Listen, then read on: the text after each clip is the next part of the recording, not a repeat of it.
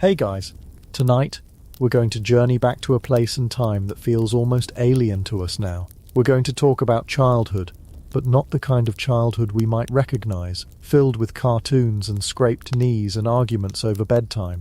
We're going to a place where childhood was less a phase of life and more a state-run training program, an assembly line designed to forge a very specific and very dangerous kind of human being. We're heading to ancient Sparta. The story of a Spartan childhood is a story of incredible resilience, of grit so profound it's hard for us to even wrap our minds around it. It's a testament to what the human spirit can endure when pushed to its absolute limits, all in the service of an idea.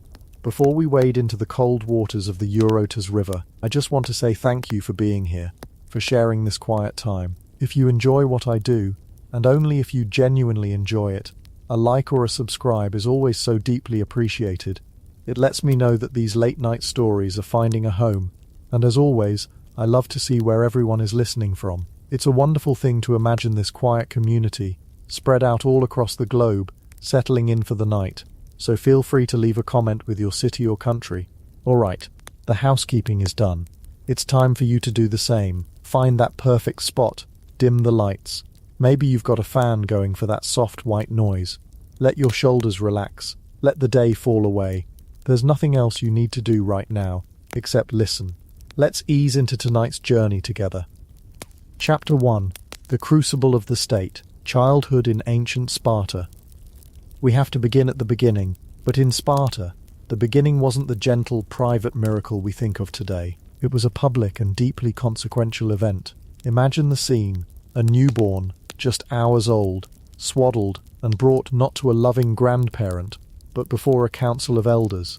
These men, the Gerousia, were the grizzled, respected leaders of the Spartan state, and their first official interaction with a new life was to act as its judge, jury, and potentially its executioner. This wasn't a ceremony, it was an inspection, a quality control check. The elders would examine the infant meticulously. They weren't looking for a family resemblance or counting its tiny fingers and toes out of affection. They were looking for strength, for perfection, for any sign of weakness, any hint of deformity, any indication that this child would not be able to grow into a formidable soldier or the mother of formidable soldiers. The criteria were unforgiving. The baby was turned over, its limbs checked, its cry assessed. Was it vigorous? Was its frame well formed? Did it possess the raw material the state required? It was the first job interview of your life, and you hadn't even learned to focus your eyes yet. A bit of a tough crowd for your debut performance. If the infant passed this grim appraisal, it was handed back to its parents with an implicit contract. You may raise this child, but it does not belong to you. It is on loan from the state. You are merely its custodians for the first few years. Its true parent, its only parent, is Sparta. With this passing grade, the child was allotted a piece of public land, a kleros, which would one day provide for its sustenance as a citizen. It was a birthright, but one that was earned in the first few moments of life. And if the child failed, if the council of elders deemed it too small, too weak, or in any way imperfect, the verdict was swift and irrevocable. The infant was taken from its parents and left to die. There was a place for this, a deep chasm near Mount Taygetos, known as the Apothete, the place of exposure, the deposits as it was grimly called. To the Spartan mind, this wasn't murder, it was logic. It was a practical, albeit brutal, act of social engineering. A weak link in the chain was a threat to the entire chain. A mouth to feed that could never yield a warrior's spear in return was a net loss for the state. There was no room for sentiment in this equation. The survival of the collective, the monolithic entity of Sparta, dwarfed the importance of any single life, especially one that had only just begun. So, from the very first breath, a Spartan learned the fundamental truth of their existence. Your value is not inherent. It is measured entirely by your utility to the state. Your right to exist is conditional. Let's assume our child, our theoretical Spartan boy, has passed his first great test. He is deemed worthy. He is returned to his mother's arms. For the next 7 years, his life is, on the surface, somewhat recognizable as a childhood. He lives at home, he is cared for by his mother, and perhaps more directly, by a helot nurse. Helots were the subjugated, enslaved population of Messenia and Laconia, and they performed all the labor that allowed Spartan citizens to dedicate themselves entirely to the art of war. But even this early period was not one of coddling. Spartan mothers were famously tough. There are stories from writers like Plutarch that tell us Spartan nurses were highly sought after in the ancient world because of their methods. They raised children not to be afraid of the dark, not to be picky eaters, not to cry or throw tantrums. The babies were bathed in wine, not water, on the belief that this would temper and strengthen their bodies. They were taught to be content with plain food and simple clothes, to be comfortable alone. This wasn't a childhood of indulgence. It was the pre-training. It was the acclimation period. Every lesson, every nursery rhyme, every meal was designed to prepare the boy for what was to come. He would play games, of course, but these games were likely rough and tumble, competitive, a foreshadowing of the life that awaited him. He would hear stories, but they wouldn't be fairy tales. They would be tales of heroic Spartans at Thermopylae, of warriors who chose death over dishonor, of unwavering loyalty to the state. The propaganda began in the cradle, and then he turned 7. For a modern parent, a child's 7th birthday is a milestone. Maybe a party with friends, a special cake, new toys. For a Spartan boy, his 7th birthday was the end of his world. It was the day he was taken from his family, permanently. It wasn't a tearful summer camp drop-off with promises to write home. It was a transfer of property. The state was calling in its loan. On that day he would leave his home and enter the agoge. The word itself is hard to translate perfectly. It means something like the upbringing or the leading. But in practice it was a brutal, all-encompassing, state-sponsored education and military training system that would dominate every single aspect of his life until he was a grown man. From the age of 7 until 30, the agoge was his home, his school, his family, and his crucible. Imagine being 7 years old. Imagine being taken from the only home you've ever known, from your mother and father, and being thrown into a barracks with a pack of other boys. This group was called an agila, a herd, and the name was fitting. From this moment on, the individual was erased. You were now part of the pack. Your identity was subsumed into the collective. The shock must have been profound. The familiar warmth of home was replaced by the cold, hard reality of the barracks. These were not cozy dormitories. They were austere, functional buildings. The boys slept on beds they made themselves, and this wasn't a fun craft project. They were sent out to the banks of the Eurotas River to collect reeds, which they had to snap off with their bare hands. No knives allowed. The act itself was a lesson in toughness and resourcefulness. These rough bundles of reeds were their mattresses, laid upon the cold stone or dirt floor. No blankets were provided. Comfort was a weakness, a corrupting influence that had to be stamped out from the very beginning. Their clothing was equally Spartan, in the very sense of the word we use today. A single tunic, winter and summer, and as they grew older, this would be reduced to a single heavy cloak, the famous crimson phoenicus. This was their blanket, their coat, their uniform. Shoes were forbidden. The leaders of the agoge believed that going barefoot hardened the feet, allowing boys to run faster and climb more easily.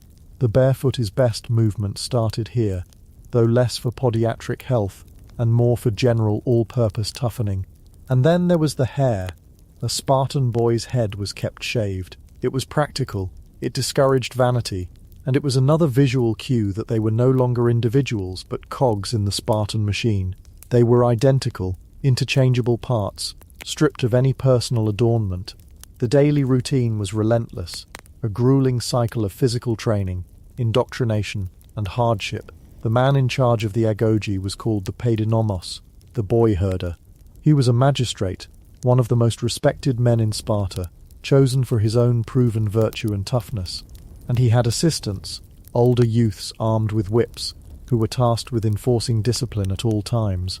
And discipline was enforced with immediate physical punishment. A moment of weakness, a complaint, a flicker of insubordination, all would be met with a swift, painful lesson. Pain was not just a deterrent, it was considered a core part of the curriculum. Discomfort wasn't something to be avoided, it was the air you breathed. The boys' lives were a constant competition.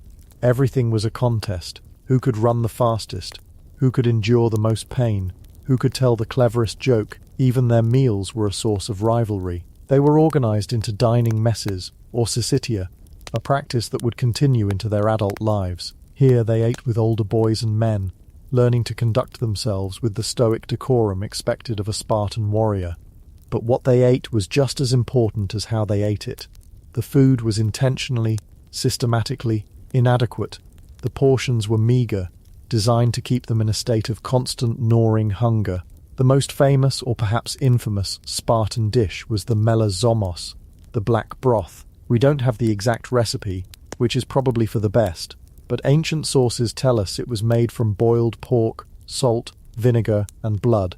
The accounts from non-Spartans who tasted it are universally ones of disgust. One visitor from Sybaris, a Greek city famous for its luxury, supposedly said that he now understood why Spartans were so willing to die in battle, because death was preferable to eating this stuff. The Michelin Guide did not, to our knowledge, have a branch in ancient Laconia, but this bland, unappetizing and scarce food supply served a crucial purpose. The state wasn't just being cheap, it was teaching a lesson. Firstly, it taught the boys to be satisfied with simple fare, a useful trait for a soldier on campaign who might have to survive on whatever he could find. But more importantly, the constant hunger was a tool. It was designed to encourage them to steal. This is one of the most fascinating and counterintuitive aspects of the agoge. The boys were expected to supplement their rations by stealing food. But here's the crucial twist. The crime was not in the act of stealing itself. The crime was in getting caught. This turned survival into a constant, high-stakes game of stealth and cunning. A boy might try to sneak into a farmer's orchard to steal figs, or into the kitchens to snatch a piece of bread. If he succeeded, he was rewarded with a full belly and the silent approval of his superiors. He had proven himself clever, resourceful, and bold, all desirable traits in a future soldier. But if he was caught, the punishment was severe. He would be viciously flogged, not for the theft but for his incompetence, for his clumsiness in being discovered. This system taught a very specific kind of morality. It wasn't about right and wrong in the abstract sense. It was about success and failure. It was about achieving the objective without being detected. This was the training ground for future spies, scouts and infiltrators. It taught them to be invisible, to move silently, to plan, to take calculated risks. Hunger was their instructor, and the price of a failed lesson was sharp, immediate pain. You can imagine the psychological pressure on these little boys. They were perpetually hungry, perpetually cold, and living in a state of constant vigilance, not just against their enemies, but against their own instructors and older comrades. They learned to hide their emotions, to never show weakness, to never complain. Any display of vulnerability would be pounced upon, either by the instructors or by the other boys, who were also being conditioned to prize toughness above all else. This constant pressure cooker environment fostered an intense bond among the boys in the herd. They were rivals, yes, constantly competing with one another, but they were also comrades, enduring the same shared hardships. Their loyalty to each other, to their agalar, was second only to their loyalty to the state. This bond, forged in the freezing cold of the barracks and the gnawing emptiness of their stomachs, would be the foundation of the Spartan phalanx. In battle, a Spartan didn't fight for a king or a flag.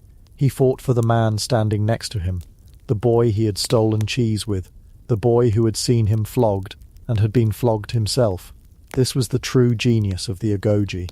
It took the natural bonds of childhood friendship and weaponized them. As the boys grew older, the training intensified. The physical regimen was relentless.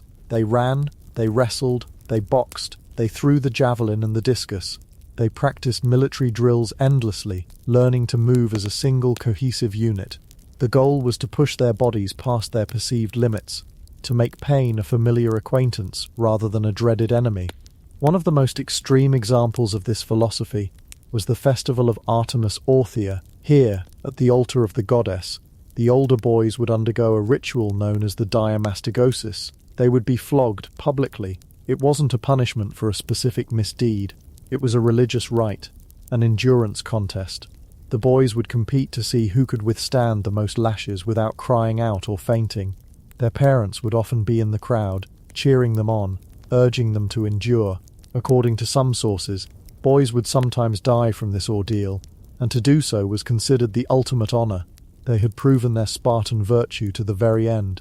It's a horrifying image to us, but for the Spartans, it was a public demonstration of the core values of their society: endurance, courage, and the complete subjugation of the individual's suffering to a greater ideal. It was the final exam in a long and brutal education in the art of enduring pain. Alongside this physical conditioning, there was an intellectual and cultural education, though it was of a very particular kind. The boys were taught to read and write, but only enough for practical purposes, reading orders, sending dispatches. The arts were not entirely neglected, but they were bent to the will of the state. The boys learned choral songs and dances, but these were war songs, hymns to the gods, and choreographed movements that mimicked battlefield maneuvers. They were designed to instill discipline, rhythm, and a sense of collective identity, and they were taught a very specific way of speaking, which has given us the word laconic, after the region of Laconia where Sparta was located. They were taught to be brief, witty, and to the point. Long, flowery speeches were seen as a sign of Athenian decadence.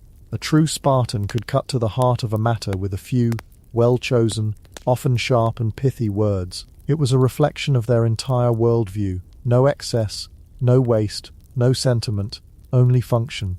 A famous example: when Philip of Macedon, Alexander the Great's father, was sweeping through Greece, he sent a message to Sparta. It said, "If I invade Laconia, I will raze Sparta to the ground." The Spartan ephors, the ruling magistrates, sent back a reply with a single word: if.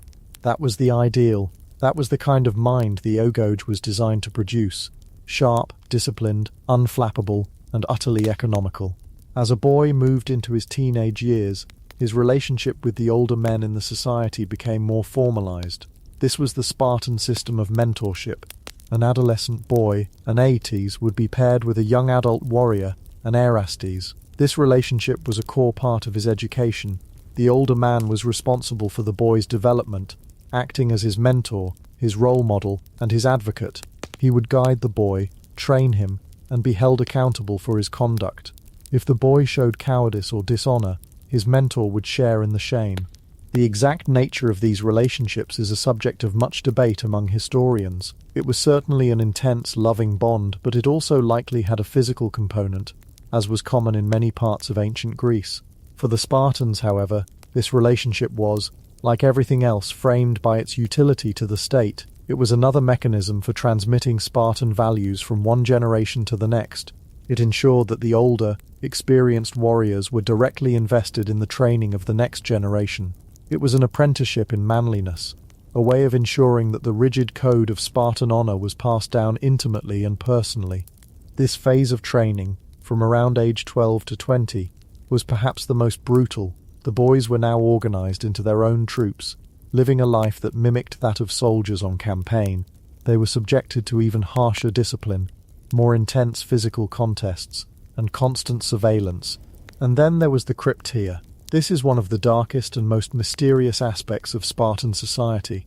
At a certain age, the most promising, cunning, and ruthless young men of the Agog were selected to join this secret institution. It was, for all intents and purposes, a state-sanctioned secret police and death squad.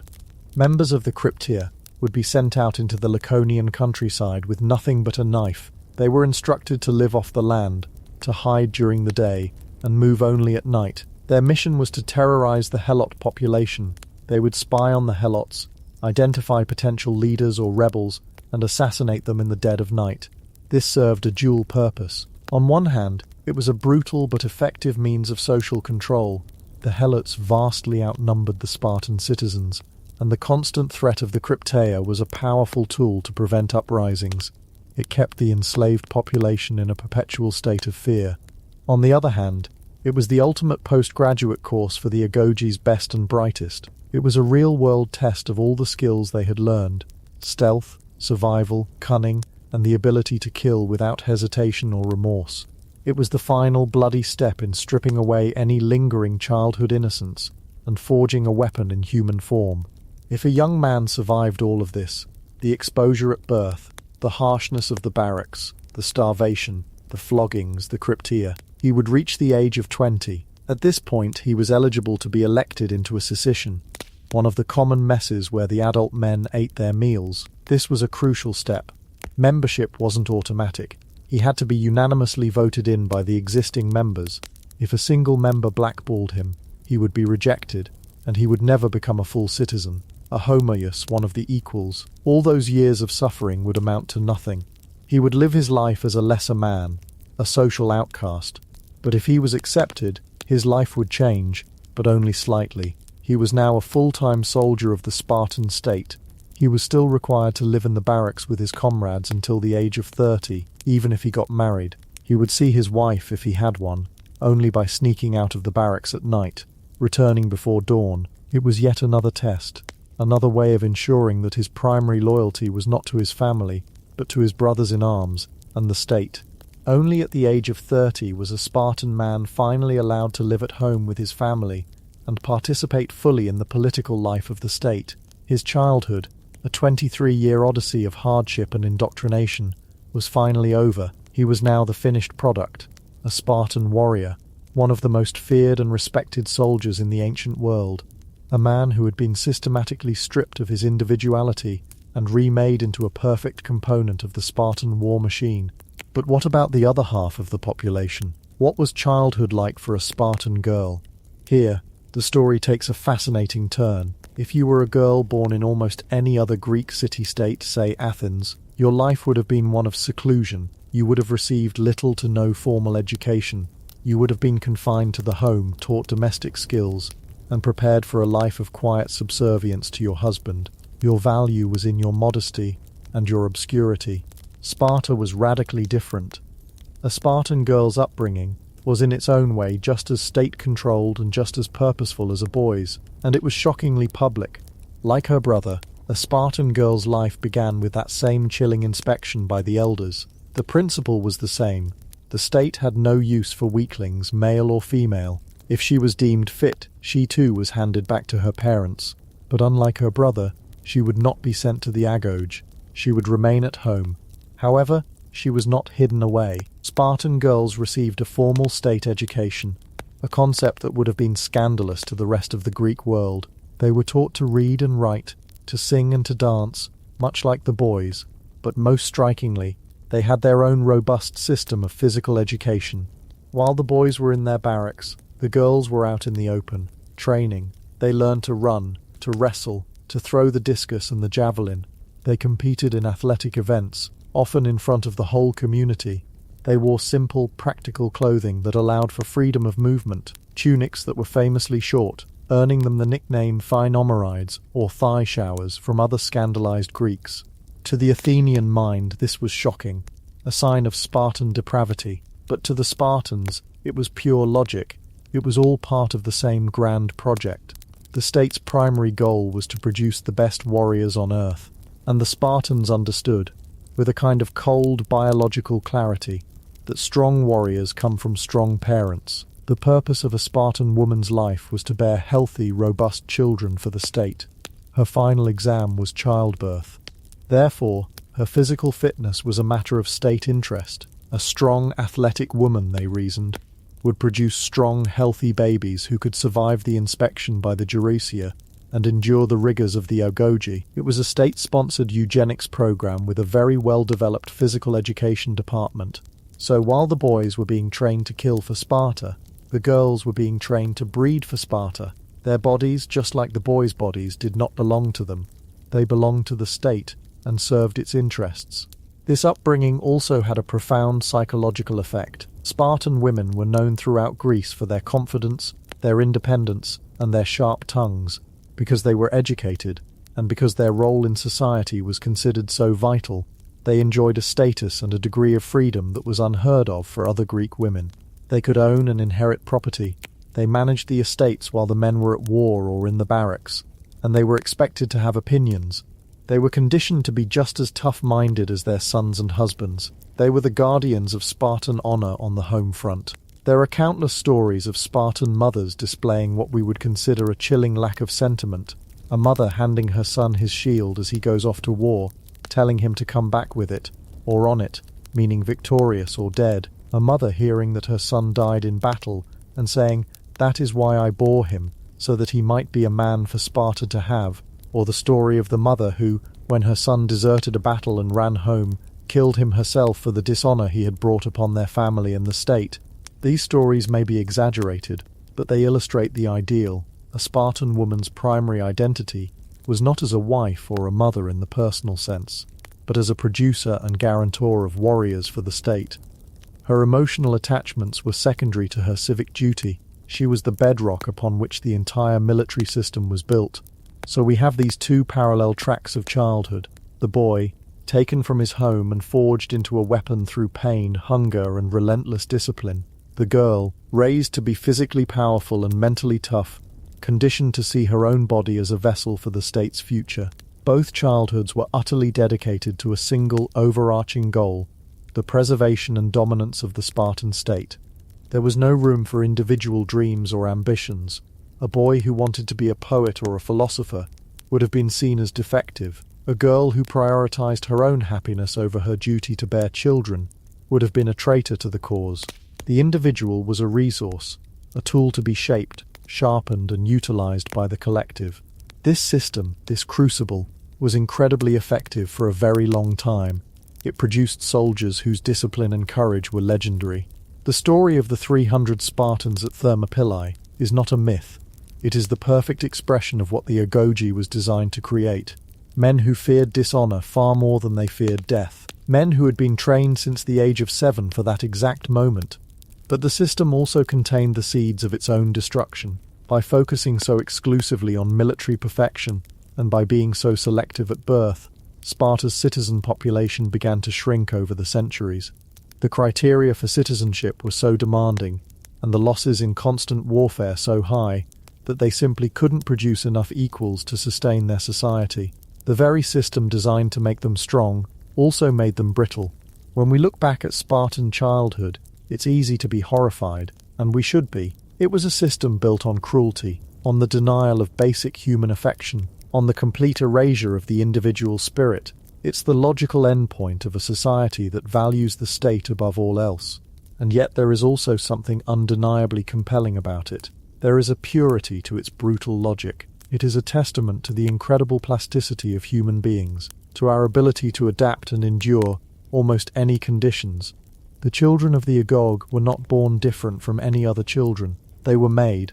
They were molded by a system so powerful and so all-encompassing that it could take a 7-year-old boy and over the course of 2 decades turn him into a living embodiment of the state's will.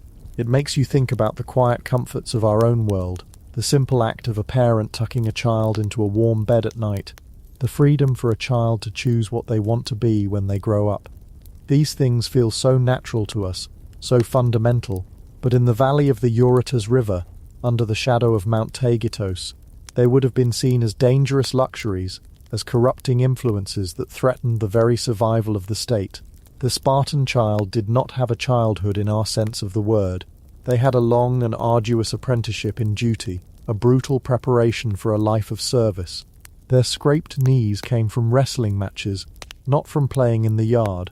Their bedtime stories were tales of military glory, not of talking animals. Their world was small, hard, and unforgiving, and from its unforgiving soil grew the men and women who would hold the fate of Greece in their hands, warriors forged in the cold, disciplined heart of the crucible that was Sparta.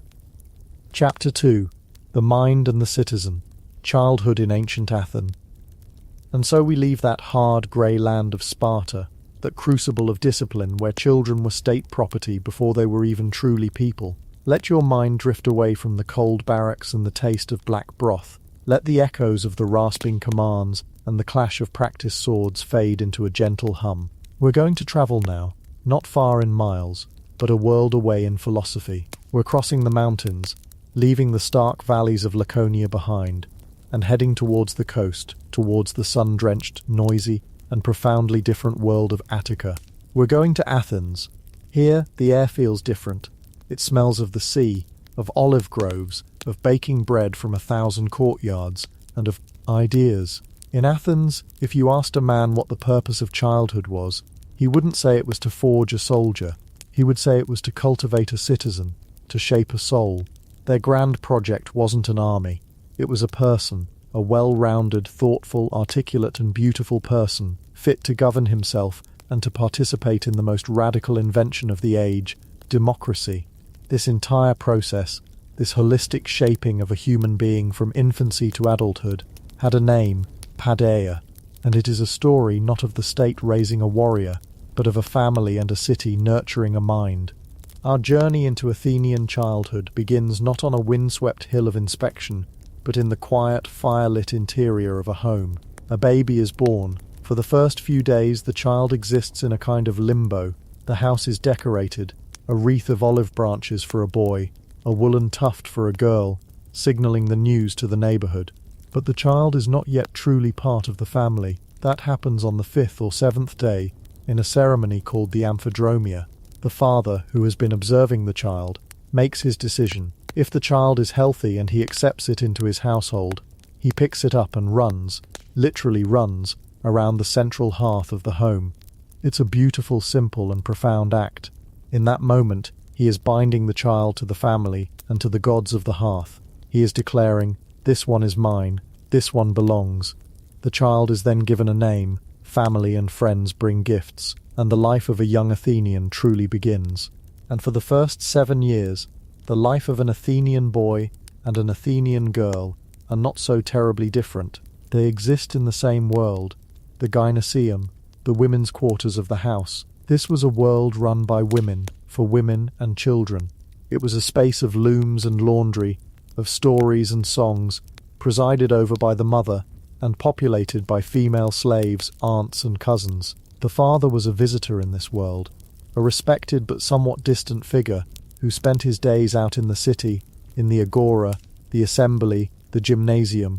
The nursery itself would have been a simple room. The baby would have a terracotta cradle, perhaps a high chair, and a collection of toys that feel remarkably familiar. Clay rattles shaped like pigs or birds, with little pebbles inside to make a sound. Pull-along horses on wheels. Little dolls, with movable limbs. It's a strangely comforting thought, isn't it? A 2,000-year-old toddler sitting on a cool floor, happily yanking a little wooden cart across the tiles, making the same vrooming noises a child might make today. They were swaddled tightly, a practice they believed would ensure their limbs grew straight and strong, wrapped up like little cocoons.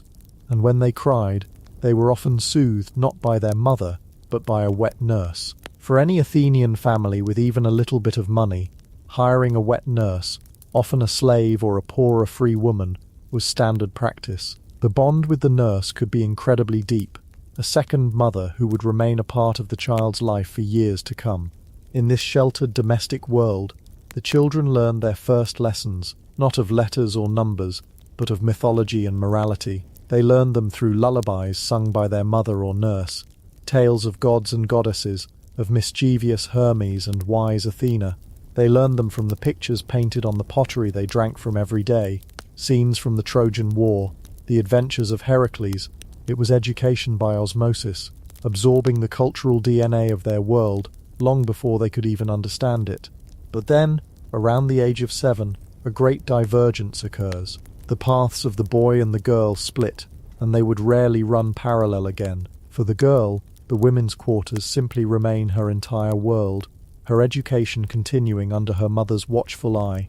We'll come back to her quiet, cloistered life a little later. But for the boy, 7 is the age he steps out of the front door and into the world of men. His formal education, his paideia, begins. And he doesn't go alone.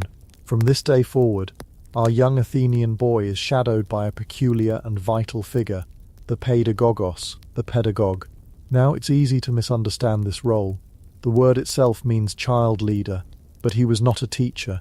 He was, in almost every case, a slave, an older, trusted slave, perhaps one who was too old for hard labor, but was known for his reliability and stern demeanor. His job was to be the boy's constant guardian, his chaperone, his moral minder. Think of him as a combination of bodyguard, parole officer, and incredibly grumpy au pair. Every morning the pedagogue would escort the boy from his home, through the bustling, narrow streets of Athens, to the places where he would be taught. His job was to ensure the boy walked with his eyes downcast, a sign of modesty. He was to make sure the boy didn't dawdle, or speak to strangers, or get into fights, or sneak a look at the market stalls selling sweets. The pedagogue carried the boy's school supplies, his lyre, his wax tablets, his stylus. He sat in the classroom, not to learn, but to watch his charge, to make sure he was paying attention, to note any misbehavior, and perhaps most importantly, the pedagogue had the authority to discipline the boy, often with a cane or a switch he carried for that very purpose. He was the ever-present enforcer of good conduct. It's a strange concept for us, this constant servile yet authoritarian shadow, a slave who held power over his young master, a living embodiment of the family's authority, tasked with moulding the boy's public character long before he was old enough to truly have one. So where was the pedagogue leading our young Athenian? His education was built on 3 pillars, and he would visit 3 different teachers, often in 3 different locations. It was a curriculum designed to create a balanced man, one who was literate, musical, and physically fit, the ideal of kalos kagathos, the beautiful and the good. The first stop was the grammatistes, the teacher of letters. This was the foundation. The school itself was not some grand institution. It was likely a simple room, perhaps even just a corner of a public colonnade, furnished with a few stools and a chair for the master. There were no designated schools as we think of them. Our young boy would sit with a handful of other students, all from families who could afford the fees, and begin the arduous task of learning to read and write. Forget paper and pencils. The primary tool of the Athenian student was the wax tablet. Imagine 2 wooden panels hinged together like a book. The inside of each panel was hollowed out and filled with a layer of darkened beeswax. The student would write using a stylus, a pointed instrument made of wood, bone, or metal. One end was sharp for scratching letters into the wax. The other end was flat and broad for smoothing the wax over to erase mistakes. It was the ancient equivalent of a chalkboard slate, personal and reusable. And the process was slow. The boy would first learn his alphabet, alpha, beta, gamma, delta, over and over again, copying the master's letters. Then he would move on to syllables, then whole words, then short sentences. It was learning by pure rote memorization and endless repetition. The sound of the classroom would have been a low drone of recitation, the scrape of styluses on wax, punctuated by the sharp rap of the teacher's cane on a student's knuckles for a moment of inattention. Once a boy had mastered the basics of literacy, he didn't move on to cheerful storybooks. He moved on to the titans of Greek literature, Homer, Hesiod. The great lyric poets, the Iliad and the Odyssey, were not just epic poems. They were the moral and cultural textbooks of the entire Greek world. A boy would spend years memorizing vast passages of Homer. He wasn't just learning to read, he was learning about honor, courage, piety, and the tragic flaws of heroes. He was learning what it meant to be Greek, Achilles' rage, Odysseus' cunning, Hector's duty. These were the character studies that shaped his understanding of the world and his place in it. Arithmetic was taught as well, but it was often secondary. They learned to count and do basic calculations, often using an abacus or their fingers. The emphasis was always on language, on the power of the word, for in a democracy, your ability to persuade was your greatest currency. The second pillar of his education took place with the Kitharistes, the music teacher, and for the Athenians, music was not a frill, not a hobby, or an extracurricular activity. It was absolutely essential to the development of a balanced soul.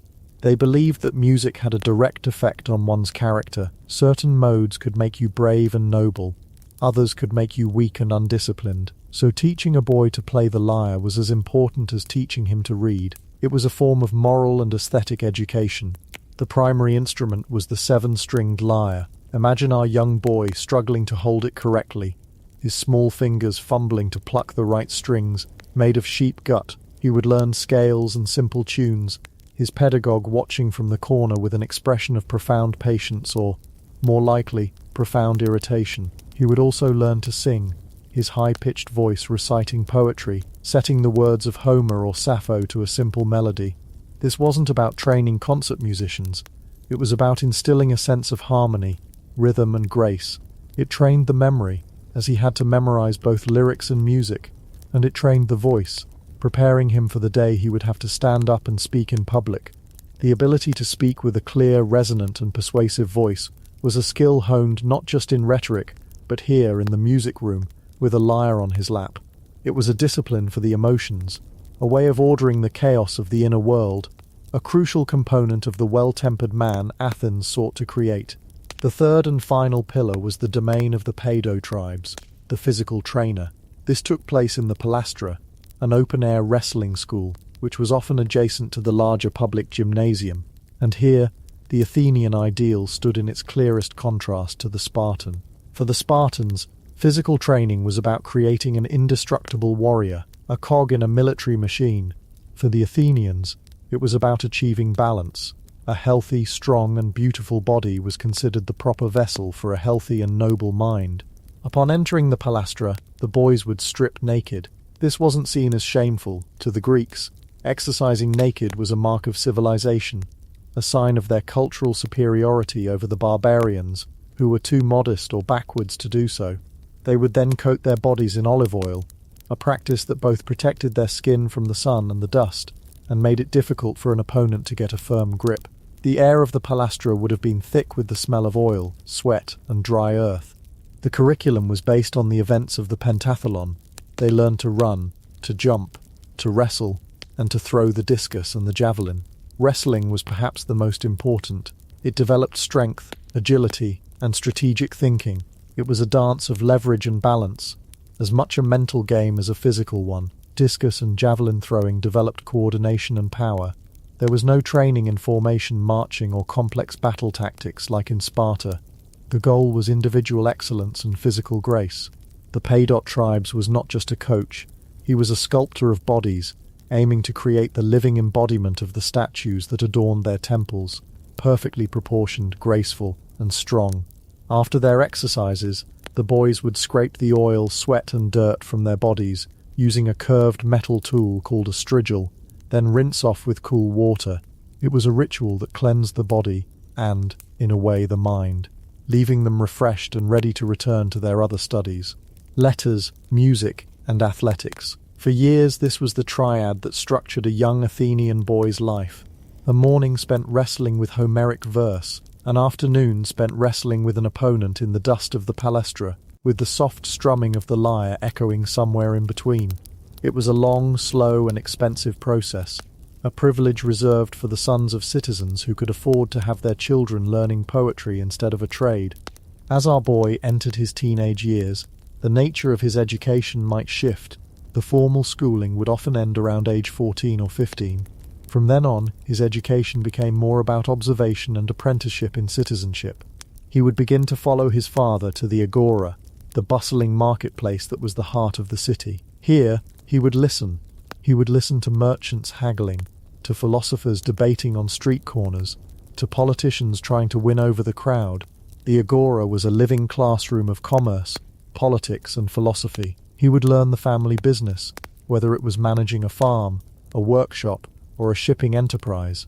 For the wealthiest of the wealthy, there was a form of higher education available. They might seek out the sophists, traveling teachers who offered instruction in rhetoric, the art of persuasive speaking, for a hefty fee.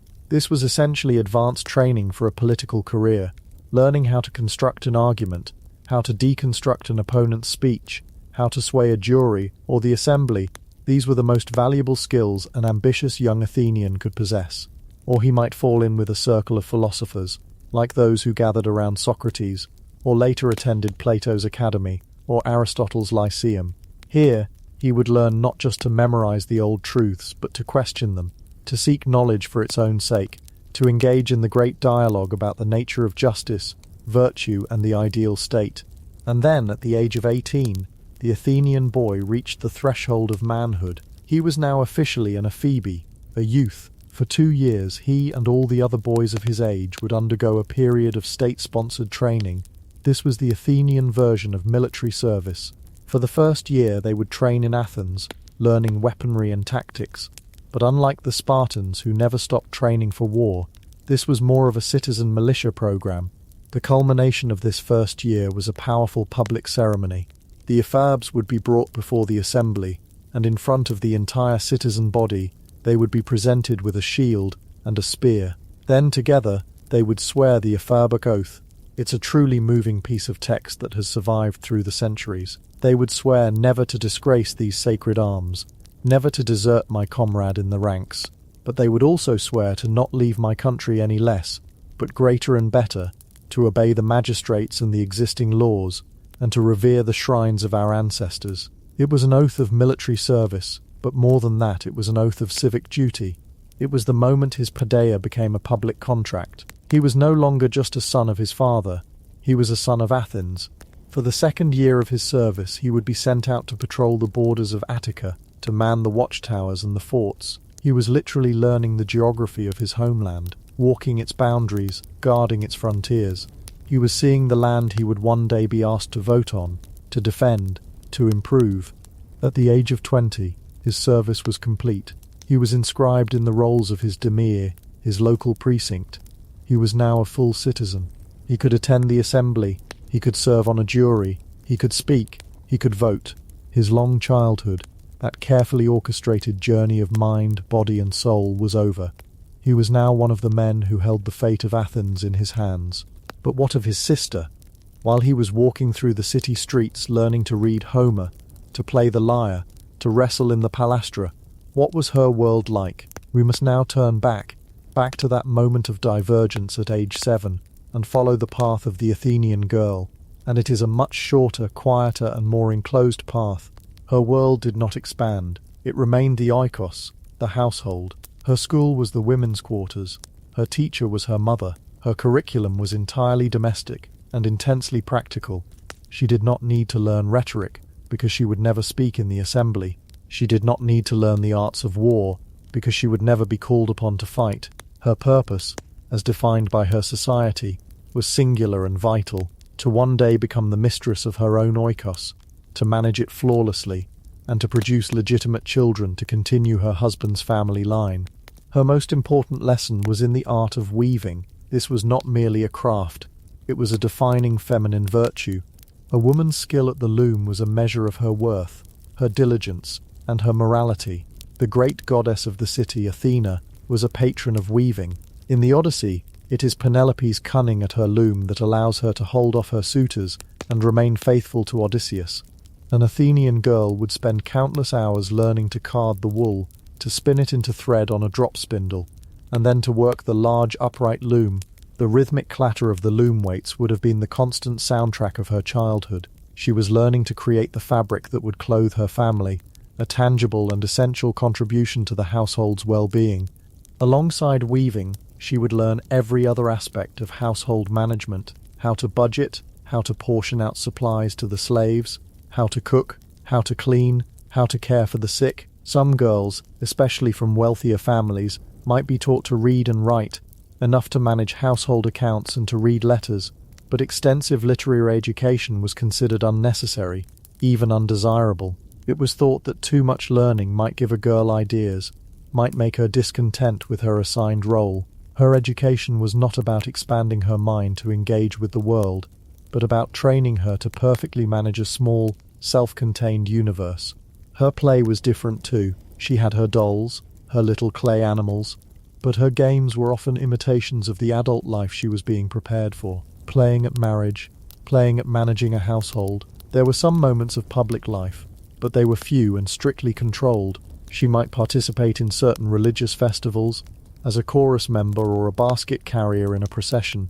These were her rare opportunities to be seen outside the home, to be part of the city's life, and often they were also opportunities for her father to display her as a virtuous and well-bred potential bride, because that was the goal of her entire childhood. Her graduation ceremony was not a presentation of arms, but her wedding day. Marriages were arranged by the fathers. A girl could be betrothed as a child, and was typically married around the age of 14 or 15. Her husband would almost certainly be a man much older than her, often in his 30s, a man who was already an established citizen. The wedding itself was a transaction, a transfer of the girl from the authority of her father to the authority of her husband. She would move from her father's oikos to her husband's oikos, and the cycle would begin again. She would become the mistress of the women's quarters, and one day she would teach her own daughter the art of the loom, the management of the stores, and the quiet virtues of a life lived within walls. It is a stark, and to our modern minds, a deeply unequal picture. The boy educated for the light of the public square, the girl for the shadows of the private courtyard. He for the life of the mind and the state, she, for the life of the body and the home. Yet, in the Athenian view, these two roles were not unequal, so much as complementary. The oikos was the foundation upon which the polis, the city-state, was built. The well-run, stable and productive household, managed by a competent and virtuous wife, was what freed the male citizen to go out and engage in politics, philosophy, and war. One sphere could not exist without the other. The public life of men depended entirely on the private, unseen labour of women. So as we let our minds drift, we can picture them both. The 20-year-old man, his education complete, standing on the Pnyx hill with his fellow citizens, the sun on his face, listening to a debate about whether to go to war with Sparta. All his training in Homer, in rhetoric, in the gymnasium, has led to this moment, to the right to raise his hand and cast his vote, and at the same time we can picture his sister, perhaps the same age, in the shaded courtyard of her husband's home. She is directing the slaves, checking the stores of olive oil, and at the centre of the room stands the great loom, her work, the tangible proof of her virtue and her contribution to the city she will never govern. Both are products of an Athenian childhood. Both are pillars of their world. One is celebrated in history, philosophy, and art. The other is the quiet, steady, and anonymous foundation on which that celebrated world was built. They are two halves of a whole, a portrait of a society that prized the cultivation of the mind, but defined that mind, and the world it could inhabit, in profoundly different ways for its sons and its daughters. Chapter 3. Under the Father's Hand. Childhood in the Roman Republic and Empire. And so we leave Athens with its two distinct paths diverging from the same hearth, a world where the son is polished for the grand stage of the agora, and the daughter is carefully cultivated for the vital, unseen world of the home. They are two halves of a whole, as the prompt reminds us, a society that defined the mind and the world it could inhabit in profoundly different ways. Now let's allow our journey to drift westward, across the Ionian Sea, to a civilization that took this concept of a defined world and turned it into an institution of terrifying and absolute power. We are going to Rome, and in Rome, every single aspect of a child's life, from their first breath to their last, orbited a single formidable son, the paterfamilias, the father of the family. If the heart of the Athenian world was the polis, the city-state, then the absolute, unshakable bedrock of the Roman world was the familia. But we need to be careful with that word. When we say family, we think of a cozy nuclear unit, a couple of parents, some kids, maybe a dog. The Roman familia was something else entirely. It was a corporation, a micro-kingdom. It included the father, his wife, his sons, and their wives and children, his unmarried daughters, and all the family's property, which, chillingly, included the slaves, and at the head of this entire enterprise, holding a power that is almost impossible for us to comprehend today, sat the paterfamilias. He was the oldest living male ancestor, and he wielded a legal authority known as patria potestas, literally, the power of the father. This wasn't just a matter of him being the head of the household, the one who made the big decisions. No, this was an absolute cradle-to-grave legal authority over all his descendants, no matter how old they were. A 40-year-old senator, a decorated general commanding legions on the frontier. If his father was still alive, he was legally, in the eyes of Roman law, a child. He couldn't own property in his own name. He couldn't sign a contract without his father's permission. He was, for all intents and purposes, a legal extension of his father's will. It's a concept that makes modern arguments over curfew or screen time look like a gentle debate in a philosophy seminar. And this power began at the most vulnerable moment imaginable, the moment of birth. Imagine the scene.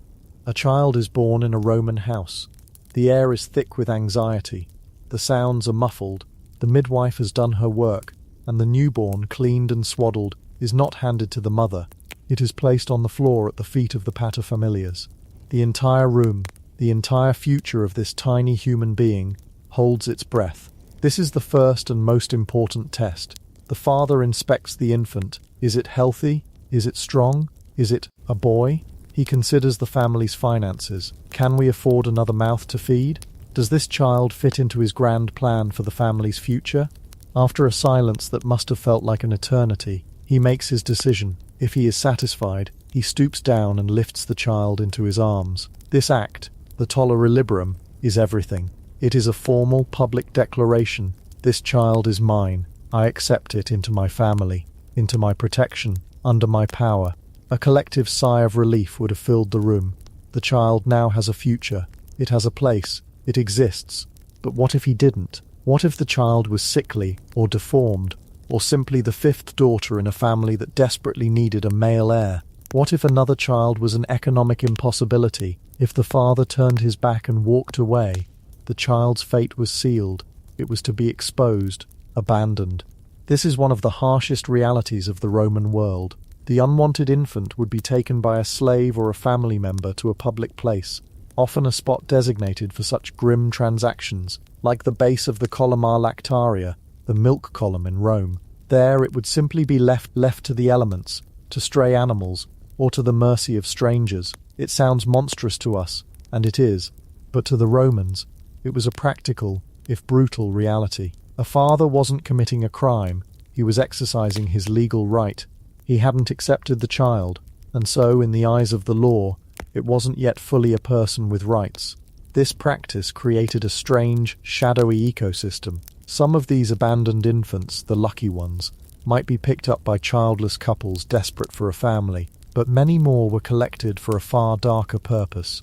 They were gathered by slavers who would raise them just barely to be sold in the markets. A life of absolute servitude, all because of a single silent decision made on a dusty floor moments after birth. The sheer terrifying vulnerability of a Roman infant is difficult to overstate. Its very existence was a conditional clause in the contract of the familia, and even for the children who were accepted, the ones lifted into their father's arms, the first few years were a treacherous path. Before we even get to education or toys, we have to talk about the simple, overwhelming reality of survival. Infant mortality in the Roman world was staggering. It's estimated that as many as 1 in 3 children did not survive to their first birthday. 1 in 2 would not live to see the age of 10. Death was a constant, uninvited guest in the nursery. Fevers, infections, diseases that we now cure with a simple course of antibiotics were then death sentences. This grim statistic profoundly shaped the Roman attitude towards early childhood. There was a certain emotional distance, a defense mechanism against inevitable grief. For the first 8 days of its life, a child was not even considered an individual. It was a probationary member of the household. Only on the 8th day for girls and the 9th day for boys was there a naming ceremony, a purification ritual called the lustratio. On this day, the child was finally, officially given a name. Family and friends would gather, sacrifices would be made, and gifts would be given. It was a celebration, but a cautious one. It was the moment the family officially began to invest its hopes and its heart into this new life. And for a boy, this was the day he would receive one of the most important objects of his childhood, the bulla. The bulla was a locket, a kind of amulet, worn around the neck. For a wealthy family, it would be made of gold. For a poorer family, it might be leather or cloth. But the material wasn't the point. The point was what was inside. Tucked within the bulla were protective charms, phallic symbols, special herbs, incantations, all designed to ward off evil spirits and bad luck. It was a tangible symbol of the child's vulnerability. It was the ancient equivalent of a handle with care sticker, a constant reminder to the gods and to the world that this was a freeborn Roman boy, a precious and fragile vessel of the family's future, to be protected until he was old enough to protect himself. He would wear it every single day without fail until he came of age. It was his shield against a dangerous world. So, let's assume our Roman child has survived. He's been accepted by his father. He's made it through the perilous first few years. He wears his bulla proudly. What was his world actually like? For the very young, it was a world of the home, primarily overseen by the mother and the household slaves, particularly the nurse or nutrix. The bond with a nurse could be incredibly strong, often lasting a lifetime. She was the source of comfort, of stories, of lullabies. But as soon as the child could walk and talk, the hand of the paterfamilias began to shape their world more directly. Roman society was obsessed with mos maiorum, the way of the ancestors. It was a deep-seated belief in tradition, discipline, and duty, and the education of a child was first and foremost an education in being a Roman. This began with stories, not whimsical fairy tales, but stories of Roman heroes. Cincinnatus, leaving his plough to save the Republic, Horatius at the bridge, Mucius Scaevola, thrusting his hand into the fire to show his resolve. These were tales of courage, sacrifice, and unwavering loyalty to Rome. They were moral instruction disguised as bedtime stories, instilling the core Roman virtues of pietas, duty to family, gods and country, dignitas, dignity, and gravitas, a sense of seriousness and responsibility. Play was of course a part of childhood, but even Roman toys feel remarkably practical and grounded. Girls had dolls, often made of wood, wax or terracotta, some with jointed limbs that could be posed. They played with doll houses, tiny sets of furniture, mimicking the domestic life they were being trained to lead. Boys played with wooden swords, practicing for the military life that might await them. They had toy soldiers, model chariots and spinning tops. And then there were the games that brought them all together. Out in the sun-drenched courtyards and noisy streets, they played with hoops, which they would guide with a stick. They played with balls of all sizes, stuffed with feathers or air. They played games of chance with astragali, the knucklebones of sheep or goats, which were the ancient version of dice. They played hide-and-seek, tag, and a game called nous that involved rolling nuts, not unlike playing with marbles. The sounds of a Roman city were not just the rumble of carts on stone and the calls of merchants. They were the shouts and laughter of children, a universal soundtrack that echoes through the centuries. But this period of relative freedom was short. Formal education, for those who could afford it, began around the age of 6 or 7, and this is where we see the class divide carved into the life of a child, as deeply as letters into a stone tablet. For the vast majority of Roman children, the sons and daughters of farmers, shopkeepers and artisans, education was almost entirely vocational. A boy learned his father's trade. He would follow him to the workshop, the forge or the fields, learning by watching and doing. His education was in the weight of a tool, the feel of the soil, the rhythm of a craft. A girl learned from her mother the complex art of running a Roman household, spinning, weaving, cooking, managing supplies, and overseeing slaves. Their classroom was the world of work, and their childhood was, in essence, a long apprenticeship for the life they were destined to lead. Reading and writing were often luxuries they couldn't afford.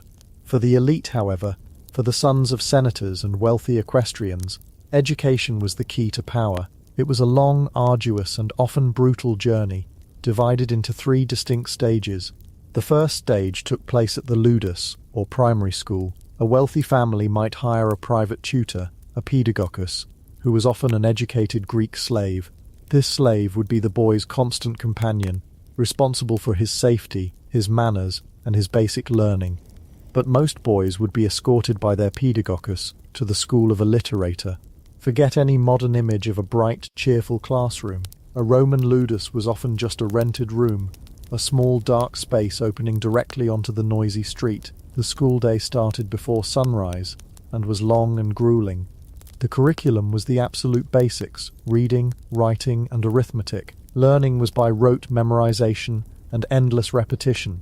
Students would chant the alphabet forwards and backwards, over and over again. They wrote on wax tablets with a pointed stylus, a tool that had a flattened end for erasing mistakes by smoothing the wax over. If you've ever heard the phrase "a clean slate," this is where it comes from. The schoolmaster, the literator, was often a man of low social standing, and discipline was his primary tool. Beatings with a cane or a leather whip were not just common, they were considered an essential part of the learning process. The Roman view was that to spare the rod was to spoil the child. Learning was meant to be hard, a trial that forged character. It was corporate training with more corporal punishment. If a boy successfully navigated the harsh world of the ludus, around the age of 12 he would move on to the second stage, to study with a grammaticus. This was the Roman equivalent of secondary school, and the focus shifted dramatically. Here, the curriculum was centered on literature, specifically the great poets of Greece and Rome, Homer and Virgil above all. But this wasn't just a book club. The goal was to dissect these texts with surgical precision. The student would learn to analyze grammar, meter, and rhetoric. He would be expected to memorize long passages and recite them with perfect diction and dramatic flair. This was the foundation of public speaking, the most crucial skill for any aspiring Roman leader. He was learning not just what the heroes of the Aeneid did, but how Virgil used language to make their deeds immortal. He was learning the power of words, the architecture of persuasion. This was where the mind of a future lawyer, politician, or administrator was truly forged. Finally, for the most ambitious and wealthy, there was a third stage of education, beginning in the mid-teens. This was study with a rhetor, a master of oratory. This was higher education, the Roman university. Here, young men learned the fine art of rhetoric, the construction of powerful, persuasive speeches. They would practice by delivering declamations on historical or mythological themes. Should Hannibal have marched on Rome after Cannae, argue for the prosecution? What would Medea say in her own defense? Deliver the speech. It was intensely practical training. The final exam wasn't a written test. It was holding your own in the Roman Forum. The ability to command a crowd, to sway a jury, to destroy an opponent with a perfectly timed turn of phrase. This was the ultimate weapon in the arsenal of the Roman elite. And their entire childhood, from the heroic stories told by their nurses, to the brutal discipline of the literator and the sophisticated analysis of the grammaticus, was all designed to sharpen that weapon. And what of the girls from these elite families? Their educational path was different, but they were far from uneducated. While they didn't attend the schools of the grammaticus or the rhetora, they were often highly literate, taught at home by tutors. They studied Greek and Latin literature, learned to play musical instruments like the lyre, and were trained in the complex mathematics of household management. A well-educated wife was an asset to a powerful man, capable of running his estate, engaging with his important guests, and, most importantly, providing the initial education for her own sons. Figures like Cornelia, the mother of the Gracchi brothers, were famed for their intelligence and learning, and were held up as the ideal of the Roman matron. Their education was private, their influence domestic, but it was no less real. This long, structured journey of childhood, whether it was spent in a workshop or in the classroom of a rhetor, had a definitive and dramatic endpoint. For a Roman, childhood did not fade away gradually. It was formally and publicly concluded in a ceremony that marked the single most important transition in their life. For a girl, this transition was her wedding day, usually occurring in her early to mid-teens.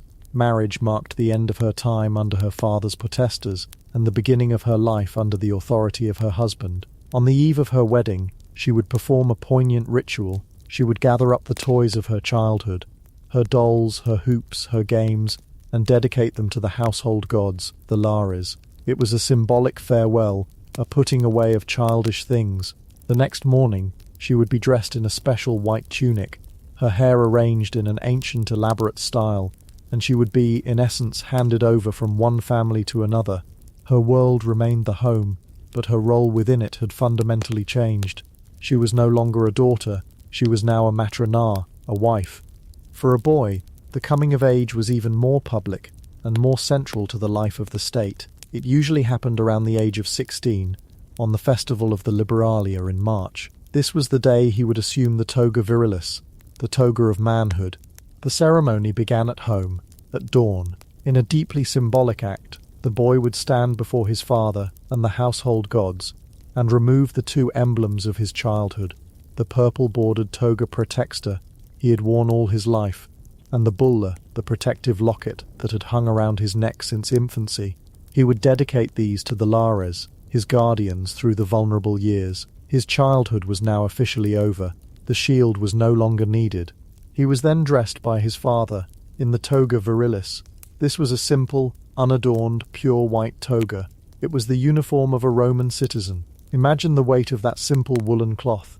It wasn't just fabric. It was the entire weight of Roman expectation, of duty, of the Republic itself, settling on his young shoulders for the very first time. What followed was not a private party, but a public procession. The young man, looking awkward and proud in his new cumbersome toga, would be escorted by his father, along with a great crowd of family, friends, and political clients, down from their house and into the very heart of the city, the Roman Forum. The noise, the crowds, the significance of the moment must have been overwhelming. This was his debut, his formal introduction to public life. In the Forum, his name would be officially entered into the roll of citizens. He was now a voter. He was now eligible for military service. He was no longer a boy to be protected, but a man with duties to perform. It was his first day at the grand, demanding, and often dangerous office of being a Roman man. But as we paint this picture of solemn ceremonies and rigorous education, we must never forget the vast, silent majority whose childhoods looked nothing like this. We have to turn our attention to the darkest corner of the Roman world, to the lives of child slaves. Slavery was the engine that powered Rome, and it was a brutal, dehumanizing institution. A child born to a slave mother was a slave for life. They were property, or in the chillingly legalistic Latin term, instrumentum vocale, a tool with a voice. They had no paterfamilias to protect them, no bulla to ward off evil. Their very bodies were not their own. From the moment they could walk, they were put to work. They would perform domestic chores, run errands, serve at banquets. Some, who showed particular intelligence, might be educated to become scribes, accountants, or even tutors for their master's own children. A strange and tragic irony. Some very attractive children, both boys and girls, were kept as delay or pets for the master or mistress. This sounds almost quaint, but it was a life of gilded misery, entirely dependent on the whims of their owner, and often rife with abuse. Most, however, faced a life of hard labour. They worked in the fields under the hot sun, in the suffocating dust of the bakeries, or in the terrifying darkness of the mines, where life expectancy was brutally short. A childhood in the mines was not a childhood at all. It was a slow-motion death sentence. They were seen as expendable and easily replaceable. There was no coming-of-age ceremony for a slave child. The only transition was from smaller, lighter tasks to heavier, more grueling ones, a journey that ended only with exhaustion and death. So when we speak of childhood in Rome, we are speaking of 1,000 different realities, all existing side by side. There is the son of a senator, his path meticulously planned from the cradle, every stage of his education designed to place him in the forum. There is the daughter of that same senator, her education grooming her to be the mistress of a great house, a quiet but powerful force in the domestic sphere. There is the son of a blacksmith, his hands learning the heat of the forge from the age of 5, his identity inseparable from his family's craft. There is the abandoned infant on the steps of a temple, its future a terrifying question mark. And there is the child slave in the kitchen, invisible, whose labour makes the entire grand structure possible. What unites all these disparate lives? What is the common thread? It is the absolute and unyielding principle of hierarchy. The power of the father over the child, the power of the master over the slave, the power of tradition, the mos maiorum, over the individual. A Roman child was not raised to find themselves or follow their dreams. They were raised to fill a preordained role in a rigid social structure. Their value was determined by their utility to the two entities that mattered above all else, their familia and the Roman state. Childhood was not a walled garden of innocence and play, but a training ground, a period of hardening, of instruction, of being moulded to fit a specific purpose. It was a world where a father held the power of life and death, where education was a tool for the powerful, and where survival itself was a victory. To be a child in Rome was to live in the long, formidable shadow of your ancestors, and under the powerful, inescapable hand of your father.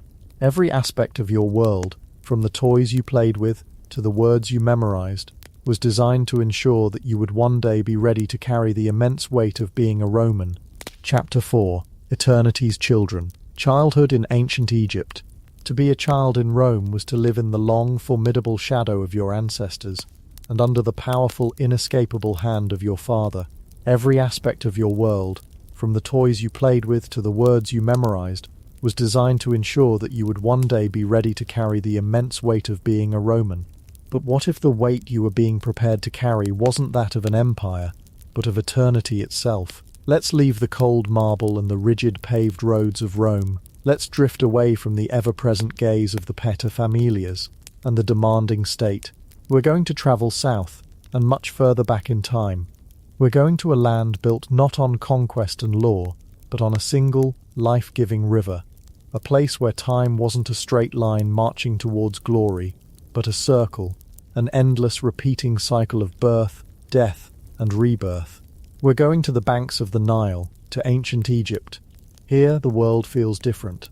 The air is warmer, thick with the scent of damp earth, lotus blossoms, and the dry, clean smell of the vast desert that presses in on either side. The dominant sound isn't the tramp of legions' feet, but the gentle lapping of water, the cry of an ibis, and the soft rustle of papyrus reeds in the breeze. And for an Egyptian child, the most important figure wasn't a distant emperor or a stern father, but a loving mother. And the most important lesson wasn't how to rule the world, but how to successfully navigate the next one. In Egypt, childhood was not seen as a defective, incomplete version of adulthood. As it often was in Rome, children were cherished. They were seen as a gift from the gods, a sign of vitality and divine favor. Look at their art, preserved for millennia on the cool, dark walls of tombs. It's filled with children. They are shown clinging to their mother's legs, playing games with their siblings, presenting a flower to a parent. They are depicted with a tenderness and an intimacy that feels remarkably modern. In a world where life was so fragile, the presence of a child was a celebration. The very concept of family felt different here. The core unit of society was the house, which encompassed not just the nuclear family but the entire household. And within that house the mother held a position of remarkable respect. Unlike in Rome or Greece, Egyptian women could own property, run businesses, and initiate divorce. A child grew up seeing their mother not as property, but as a pillar of the home and society. The bond between mother and child was considered sacred, a reflection of the goddess Isis and her son Horus. In the statues and paintings you see mothers cradling their children, nursing them, looking at them with an unmistakable expression of love that transcends the thousands of years between their time and ours. This world was governed by a rhythm so powerful and predictable that it shaped their entire cosmology. The Nile. For a child growing up on its banks, the river was everything. It wasn't just a source of water, it was the clock, the calendar, and the god that determined their fate. They learned its moods, its cycles, as intimately as we learn the days of the week. There was a Ket, the season of inundation. The child would watch as the river swelled, turned a rich reddish brown with the silt from upriver, and slowly, majestically spilled its banks, covering the fields in a vast, placid lake. This wasn't a disaster, it was a blessing. It was the rebirth of the land. During this time there was no farm work. It was a time for mending tools, for storytelling, for families to be together. For a child, it must have been a magical time. Their world transformed into a series of small islands connected by skiffs and causeways. Then came Peret, the season of growing. As the waters receded, they left behind a layer of miraculous black mud, the most fertile soil on earth. The world would have smelled of damp earth and new life. The child would see their father and older brothers go out into the fields, ploughing the soft soil, casting seeds. It was a time of hard work, but also of incredible optimism, of watching the green shoots push their way towards the ever-present sun. And finally, Shemu, the season of harvest. The fields, now gold with wheat and barley, were a scene of intense communal activity. The child would be part of this, perhaps given the small but important job of scaring away birds, or gleaning the dropped stalks of grain behind the grown-ups. The air would be thick with dust, and the sounds of singing and rhythmic work, followed by the joyous celebration that meant there would be bread for another year. This cycle, flood, plant, harvest, life, death, rebirth, was the fundamental lesson of an Egyptian child's life.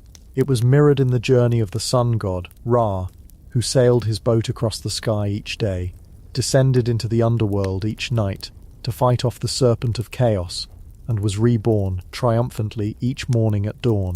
Their entire religion, their entire understanding of existence, was wrapped up in this promise of eternal renewal, and they would need that promise, because the beginning of life in Egypt was an incredibly perilous journey. Imagine the moments before a birth in a simple Egyptian home. The air is thick with a mixture of hope and fear. Childbirth is the most dangerous moment in a woman's life, and the first years of an infant are just as precarious. There is no advanced medicine, no understanding of germs. Fevers, infections, and waterborne illnesses are a constant threat. So, what do? You don't just hope, you act. The room would be filled with protective forces. The midwife might place magical ivory wands, carved with images of lions, snakes, and griffins, around the mother to form a symbolic barrier against evil spirits. Small statues of two very important deities would be nearby.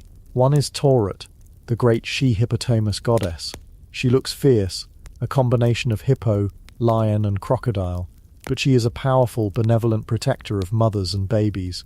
The other is Bies, a strange and wonderful dwarf god, often shown sticking out his tongue, shaking a rattle, and generally looking like the life of the party. His job was to frighten away demons with his fearsome, comical appearance, and to bring joy and laughter. He was the god of music, humor, and childbirth, a combination that says everything about the Egyptian approach to life's biggest challenges. They faced terror, not with grim stoicism, but with a loud, protective, joyful noise. If the baby arrived safely, the relief must have been immense. The infant would be cleaned, swaddled, and given a name. And a name, the Wren, was no small thing. It wasn't just a label. Your name was a vital part of your soul, your very existence. To have your name remembered after you died was to continue to exist. To have it forgotten, or worse, chiseled off a monument, was to be annihilated from the cosmos. So a name was chosen carefully, often incorporating the name of a god. Ramesses. Ra has borne him. Thutmose. Thoth is born, placing the child under that deity's divine protection from their very first breath. For the first few years, the mother and child were inseparable. Egyptian mothers breastfed their children for a long time, often up to 3 years. This wasn't just for nutrition. It also acted as a form of natural birth control, spacing out pregnancies and giving each child the best possible start. The baby would be carried in a sling of linen, close to its mother's body as she went about her work, always feeling that warmth and security, but the shadow was always there. The child mortality rate was heartbreakingly high. It's estimated that as many as 1 in 3 children did not survive to their 5th birthday. Every family would have known this loss intimately. So how did they endure it? The answer lies at the heart of their entire civilization, the afterlife. When a child died in ancient Egypt, it was a tragedy, of course. There are preserved letters of condolence that ache with a grief that is timeless, but it was not seen as a final end. The child was not gone forever. They had simply been recalled by the gods. They believed that the child's soul went on to the field of reeds, a perfect, idealized version of the Nile Valley, and there they would wait. The family would continue to speak the child's name, to leave them offerings, to keep their memory alive, knowing with absolute certainty that they would all be reunited one day, when their own journeys on this earth were complete. This belief didn't erase the pain, but it gave it a context, a meaning. It transformed an unbearable loss into a temporary separation. If a child survived these treacherous early years, their world began to expand, and it was a world of remarkable freedom, at least for a time. For much of the year the weather was warm, and very young children, especially those of farmers and labourers, often wore nothing at all. It was practical, it was comfortable, and it saved on laundry. Their most distinguishing feature was their hair. Both boys and girls would have their heads shaved, except for one long, thick lock of hair left on the side of the head, often braided. This was the side lock of youth, a universal symbol of childhood. You see it everywhere in their art. It instantly marked a person as a child, not yet a full adult.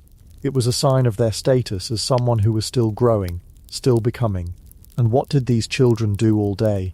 They played. We have found their toys, buried with them in their tombs so they could continue to play in the afterlife. They are simple, beautiful, and instantly recognizable. They had wooden animals with moving parts, a crocodile with a snapping jaw, a horse on little wheels that a child could pull along on a string.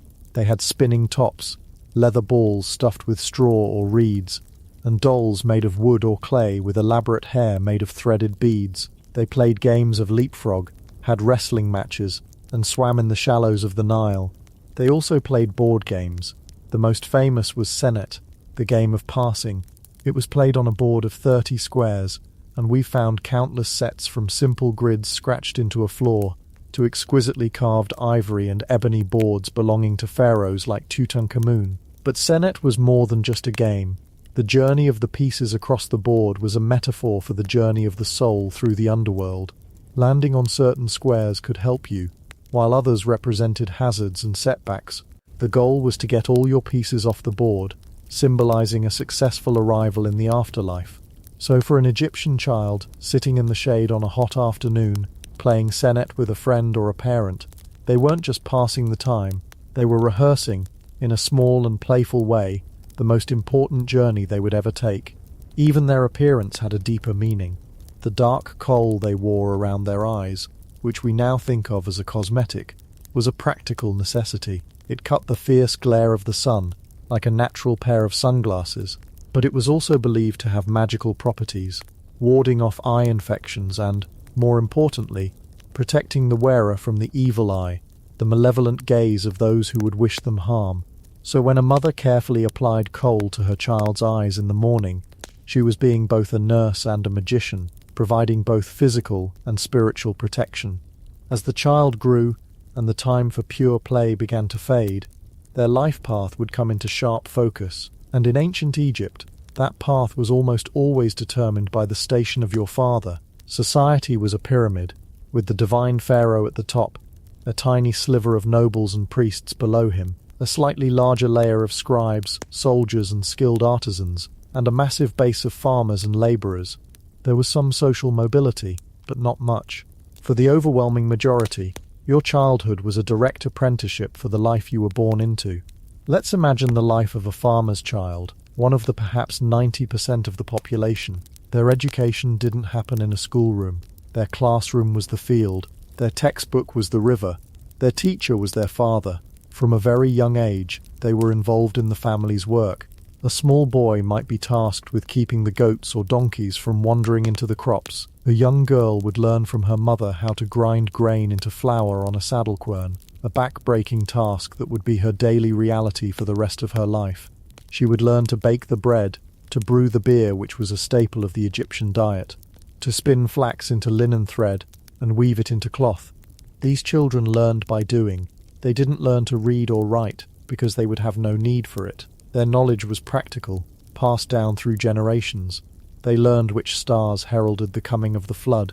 They learned how to mend a fishing net, how to build a simple shelter from mud bricks, how to read the mood of the river, and how to appease the local gods who governed their small world. It was a life of hard physical labour, dictated by the sun and the seasons. It was a life with few comforts. They would likely live in a small, simple house made of mud brick, with a few pieces of wooden furniture, and eat a diet of bread, beer, onions and fish. But it was a life lived in a community, with a clear sense of purpose, and a deep connection to the land that sustained them. Their childhood was short. By their early teens they would be considered adults, ready to marry and start their own families, continuing the endless cycle. Now let's step up the social ladder a bit, into the bustling, noisy workshop of an artisan, perhaps a carpenter, a stonemason, a potter, or a jeweller.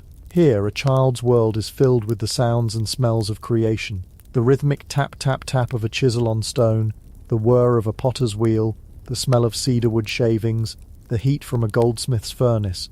For the son of a craftsman, his apprenticeship began the moment he was old enough to hold a tool without hurting himself. His father was his master. He would start with the simplest tasks, sweeping the workshop, fetching water, holding a piece of wood steady. He learned by watching, by listening, by absorbing the unwritten secrets of the trade. He would learn the properties of different kinds of wood, the right way to mix pigments for paint, the precise amount of heat needed to shape a piece of metal. This was a highly valued education. These artisans were the ones who built and decorated the temples of the gods and the tombs of the pharaohs. They were creating objects for eternity. There was an immense sense of pride in this work. A boy learning to carve hieroglyphs into a temple wall knew that his work would be seen by the gods and would stand for millions of years. He was part of a tradition stretching back into the mists of time, using the same tools and techniques as his great-great-grandfather. His family name was tied to his craft. Life was a little more comfortable here. The family might have a larger house, a more varied diet, and a few more luxuries, but it was still a life of constant work, and the pressure to maintain the family's reputation for quality was immense. A shoddy piece of work didn't just reflect badly on you, it shamed your entire lineage and might even offend the gods. A childhood in the workshop was an education in skill, discipline, and the sacred duty of creating beauty. But there was one path that offered a way to escape the toil of the fields and the workshop. It was a path of the mind, a path to power, prestige, and a life free from physical labor. This was the path of the scribe. Be a scribe, a famous piece of Egyptian school text advises. It will save you from toil and protect you from all kinds of work. You will not have to carry a hoe or a pick. You will be free from rowing the ferry, and you will not have to suffer. You will be a man of standing. To become a scribe was the dream of many an ambitious Egyptian parent for their son. Scribes were the engine of the Egyptian bureaucracy. They were the accountants, the lawyers, the doctors, the priests, the government officials. They ran the estates, managed the temples, recorded the harvest, wrote the laws, and composed the sacred texts. They were the literate elite, and literacy was the key to a comfortable life. But this key was not easily won. The education of a scribe was long, arduous, and often brutal. At the age of 5 or 6, a boy chosen for this path would be sent to a scribal school, often attached to a temple or a government office. His new life was one of endless memorization and repetition. His tools were simple: a wooden palette with 2 cakes of ink, one black for general text and one red for headings or important phrases, a small pot of water to wet the ink, and a set of reed pens. His paper was papyrus, a marvelous invention made from the pressed reeds of the Nile. But it was expensive, so for his daily practice he would use cheaper materials, polished slabs of limestone or broken pieces of pottery called ostraca. His first task was to master the script, not the beautiful complex hieroglyphs you see on temple walls. That was the speech of the gods used for formal inscriptions. For daily writing they used a cursive script called hieratic, a much faster, more practical system. But he still had to learn hundreds of signs, each one representing a sound or an idea. He would sit for hours, cross-legged on the floor, copying texts dictated by his master. He would copy them over and over and over again, until the shape of each sign was ingrained in his muscle memory. The curriculum was vast. He would study mathematics, learning how to calculate the volume of a granary, the number of bricks needed for a building project, or the precise amount of food and beer required to pay a team of workers. He would study literature, copying out classic stories, poems, and collections of wisdom known as instructions, which offered moral guidance on how to live a good and successful life. These texts taught him not just how to write, but how to think like a member of the elite, how to be respectful to his superiors, how to manage his household, and how to live in accordance with Ma'at, the fundamental Egyptian concept of truth, justice, balance, and cosmic order. Discipline in these schools was what we would politely call enthusiastic. Another school text puts it bluntly: a boy's ear is on his back. He listens when he is beaten. The cane was a standard educational tool. Mistakes were not tolerated. Laziness was punished severely. The goal was to forge a disciplined, diligent, and utterly reliable bureaucrat. It was a high-pressure environment, a far cry from the free-roaming childhood of the farmer's son. A young scribe in training spent his days indoors, hunched over his work, his fingers stained with ink, the words of his master ringing in his ears. And yet, it was worth it. If he persevered for the 10 or 12 years it took to complete his education, he would emerge as a member of a respected and privileged class. He would wear fine linen, eat good food, and his hands would be soft, free from the calluses of a farmer or the scars of a craftsman. He would be the one giving the orders, not taking them. His childhood was sacrificed at the altar of ambition, exchanged for a lifetime of comfort and security. Regardless of their social class, all Egyptian children grew up in a world that was thoroughly enchanted. The spiritual was not separate from the everyday. It was woven into the very fabric of existence. The world was alive with gods, goddesses, spirits, and magical forces. A child would learn the names and stories of the great gods: Ra, the sun god; Osiris, the king of the underworld; Isis, the great mother; Horus, the falcon-headed god of kingship. But they would also have a very personal relationship with the divine. Every home had a small shrine for household gods. Here, the friendly, monstrous faces of Begos and Tauret would look out, continuing their protection long after birth. A child would wear amulets around their neck or wrist, little charms that offered specific kinds of protection. The most common was the Wedjat eye, the eye of Horus, a powerful symbol of healing and protection. There was the Ankh, the symbol of life, and the Djed pillar, representing stability. These weren't just jewelry, they were a child's personal force fields. tangible pieces of magic to keep them safe from sickness, accidents, and unseen evils. The great religious festivals were highlights of the year, a thrilling break from the routine. Imagine a child witnessing something like the Opet festival at Thebes. For weeks the city would prepare. Then, on the great day, the statues of the gods, hidden in their sanctuaries all year, would be placed in sacred boats and carried on the shoulders of priests in a grand procession from the temple of Karnak to the temple of Luxor. The streets would be thronged with people, a massive crowd singing, dancing, and shouting praises to the gods. The air would be thick with the smell of incense, roasted meat from the offerings, and flowers. For a child perched on their father's shoulders, seeing the glint of gold from the sacred boat, hearing the roar of the crowd, it would be a moment of overwhelming awe and excitement. It was a tangible reminder that they were part of something vast, ancient, and divine. They were not just a family in a small village, they were part of the great cosmic order of Egypt. And then, inevitably, childhood would end. The transition to adulthood was a gradual process, not a single ceremony. For a boy, the most significant moment was when his father decided he was ready. His head would be shaved for the last time, and the sidelock of youth, the symbol of his childhood, would be cut off. It was a profound statement. You are a child no longer. You are now ready to take on the responsibilities of a man. For many boys, this would also be the time for circumcision, another rite of passage into the adult community. For a girl, the transition was often marked by the onset of puberty, and soon after, marriage. Marriages were typically arranged by the families, and girls could be married as young as 12 or 13 to a boy who was only a few years older. Her new role was to be a mistress of the house. Her education from her mother, in weaving, baking, brewing, and managing a household, now became her life's work. Her primary duty, and her greatest hope, was to bear children, especially a son to carry on the family name and ensure her husband's proper burial. And that, in the end, was the point of it all. The entire purpose of an Egyptian life, and therefore of an Egyptian childhood, was to prepare for a successful afterlife. It wasn't a morbid obsession, it was a profoundly optimistic belief in the continuation of life. To achieve this, you had to live a good life in accordance with Ma'at. You had to be judged worthy by the gods in the Hall of Two Truths, where your heart would be weighed against the feather of truth. And you needed a proper burial, your body preserved through mummification, and your tomb filled with all the things you would need in the field of reeds: food, furniture, tools, and even little servant statues called shaptis to do your work for you.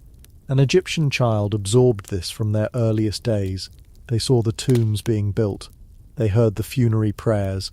They knew that their ultimate goal was to become an AKH, a blessed and effective spirit who could interact with both the world of the gods and the world of the living. Their childhood was the first stage of that journey. Every lesson, whether in the field, the workshop, or the school, was about becoming a successful adult who could build a good life, raise a family, and prepare a place for themselves and their loved ones in the eternal paradise that awaited them. So to be a child in ancient Egypt was to be held in a delicate balance. It was to be cherished and loved, yet to live with the constant, intimate presence of death. It was to enjoy the simple freedom of a sun-drenched childhood, while also bearing the weight of a spiritual destiny that stretched across millions of years. It was to live a life tied to the rich black earth of the Nile Valley, while always keeping one eye on the star-filled fields of the afterlife. You were your parents' child, but you were also one of eternity's children, taking your first small steps on the long, sunlit path towards the endless horizon. Chapter 5. Heirs of the Four Corners. Childhood in the Persian Empire. The long, sunlit path towards that endless horizon was not the same for every child of the ancient world. While a young soul in Egypt might have felt their destiny was tied to the singular, eternal rhythm of the Nile, a child born just a few generations later, a bit to the east, would find themselves part of something utterly new, something almost dizzyingly vast. Imagine standing not at the edge of a single, life-giving river, but at the centre of a map that seems to have no edges at all. This was the world of a child born into the Achaemenid Persian Empire. This wasn't an empire in the way Egypt was, a culture stretching back into the mists of time, unified by a single language, a single pantheon, a single sacred geography. No, the Persian Empire was something else. It was a colossal act of political acquisition, a continent-spanning enterprise that had, in the space of a few short decades, swallowed up dozens of older worlds, the venerable kingdom of Babylon, the wealthy states of Lydia, the fractious Greek cities of Ionia, the mountain tribes of Bactria, and even Egypt itself. All were now just provinces, or satrapies, in a single sprawling portfolio managed from a palace in Susa or Persepolis. So, what did it mean to be a child in this world? It's a question that fractures into 1,000 different answers. The experience of childhood was a dizzying mosaic, and your particular piece of that mosaic was determined almost entirely by where you were born and to whom. A boy in a fishing village on the coast of Anatolia and a girl in a scribal family in the heart of Babylon were both, technically, children of the Persian Empire. They were both subjects of the great king, the King of Kings. But their daily lives, their dreams, their understanding of the world would have been as different as the sea is from the desert. Let's begin, though, at the heart of it all. Before we travel to the far-flung provinces, we need to understand the childhood of the conquerors themselves, the Persian nobility, because for them, education wasn't about creating a well-rounded individual with a variety of interests. It was a highly specific, brutally efficient training program designed to produce one thing: the ideal imperial administrator and soldier, a pillar of the state. The Greeks, who were both fascinated and terrified by the Persians, wrote about this upbringing with a kind of grudging admiration. The historian Herodotus tells us that from the age of 5 to 20, Persian boys were taught just 3 things: not reading, not writing, not arithmetic. Those skills were often left to scribes and servants. Their core curriculum, the entire basis of their existence, was this: to ride a horse, to draw a bow, and to tell the truth. It sounds almost comically simple, doesn't it? Like a sort of ancient life skills course. But within those 3 simple directives lies the entire worldview of the Persian elite. This wasn't just a to-do list, it was a formula for creating a master of the known world. Let's start with the horse. For a young Persian nobleman, a horse wasn't a pet or a piece of sporting equipment. It was an extension of his own body. In the vast open landscapes of the Iranian plateau, the horse was everything. It was mobility, it was power, it was status. It was the difference between being a master of the horizon and a tiny speck crawling across it. Learning to ride wasn't a weekend hobby. It was like learning to walk all over again, but this time with a velocity and a force that was almost supernatural. We can imagine a small boy, maybe 5 years old, being lifted onto the back of a horse for the first time. Not a gentle pony, but a proper war horse. A creature of muscle and nerve. The sheer height of it, the scent of warm leather from the saddle, and the animal's own dusty living smell. The feeling of that immense power held in check beneath him. The first lessons would be about balance, about learning to move with the horse, to become one with its rhythm, to anticipate its every shift and stride. Soon, this would become second nature. The training was relentless. They didn't just learn to ride in a straight line on a sunny day. They learned to ride at a full gallop, to turn on a drachma, to leap over obstacles. They would spend days in the saddle, hardening their bodies to the constant motion. They would learn to eat, and probably even to doze while on horseback. The horse was their mobile platform for everything else they did in life. It was their office, their battle station, their means of getting from one end of a colossal empire to the other via the famous royal road. To be unhorsed in battle was the ultimate disgrace, a complete failure of your primary function. It was like a modern pilot ejecting from a jet. Your most important piece of equipment, your very identity, was gone. And from that platform, that extension of his own will, the young Persian learned his second skill: to draw the bow. The Persian composite bow was a marvel of engineering, a laminated masterpiece of wood, sinew, and horn, capable of launching an arrow with devastating force and accuracy. It was the long-range weapon that had helped carve out their empire, and mastering it was a lifelong pursuit. Again, imagine the boy. He would start with a smaller, weaker bow, learning the feel of it, the smooth curve of the wood, the taut resistance of the string against his fingers. He'd learn the stance, the way to plant his feet, the way to draw the string back to his ear, holding his breath, his whole world shrinking to the tiny space between his eye, the arrowhead, and the distant target. There's a quiet zen to archery, a demand for absolute focus and stillness in the midst of potential chaos. He would practice for hours, day after day. his muscles aching, his fingers raw. He would shoot from a standstill, then he would shoot from a walk, and then came the true test, shooting from horseback. This was the pinnacle of the Persian martial arts, to control a galloping animal with your legs and your will, while simultaneously drawing, aiming, and firing a powerful bow. It's a feat of coordination that is mind-boggling to even consider. They would practice this in great, organized hunts, chasing down everything from gazelles to wild boars and even lions. The hunt wasn't for sport, it was a military exercise, a final exam. It tested your courage, your skill, and your ability to work as a team, all the qualities you'd need on the battlefield. A boy who could put an arrow through a fleeing hare from the back of a galloping horse was a boy who was ready to help run an empire. His CV was essentially complete. So, he has the physical skills, he is a mobile weapons platform, a master of speed and distance, but it's the third item on the list that truly defined the Persian ideal, that lifted them from mere conquerors to something they considered far grander, the command to tell the truth. This sounds quaint, a bit like a moral platitude you'd find on a classroom poster, but to the Persians this was anything but quaint. It was a cosmic imperative. Their entire spiritual world, shaped by the teachings of the prophet Zoroaster, was framed as a grand eternal struggle between two forces. On one side was Asha, truth, order, light, the principle that holds the universe together in a sane and rational pattern. On the other side was Druj, the lie, chaos, deception, and darkness. Dra, the lie, was not just a simple falsehood. It was an active, malevolent force in the universe. It was a creeping rot, a spiritual corrosion that sought to undermine reality itself. Every time a person lied, they weren't just being dishonest. They were feeding the forces of chaos. They were giving a little bit of ground to the cosmic enemy. They were weakening the very fabric of creation. So, when a Persian father taught his son to tell the truth, he was teaching him to be a soldier in a cosmic war that was being fought every moment of every day, in every word and every deed. This was drilled into them from the earliest age. Herodotus, with his typical Greek flair for the dramatic, reports that the most disgraceful thing a Persian could do was to tell a lie.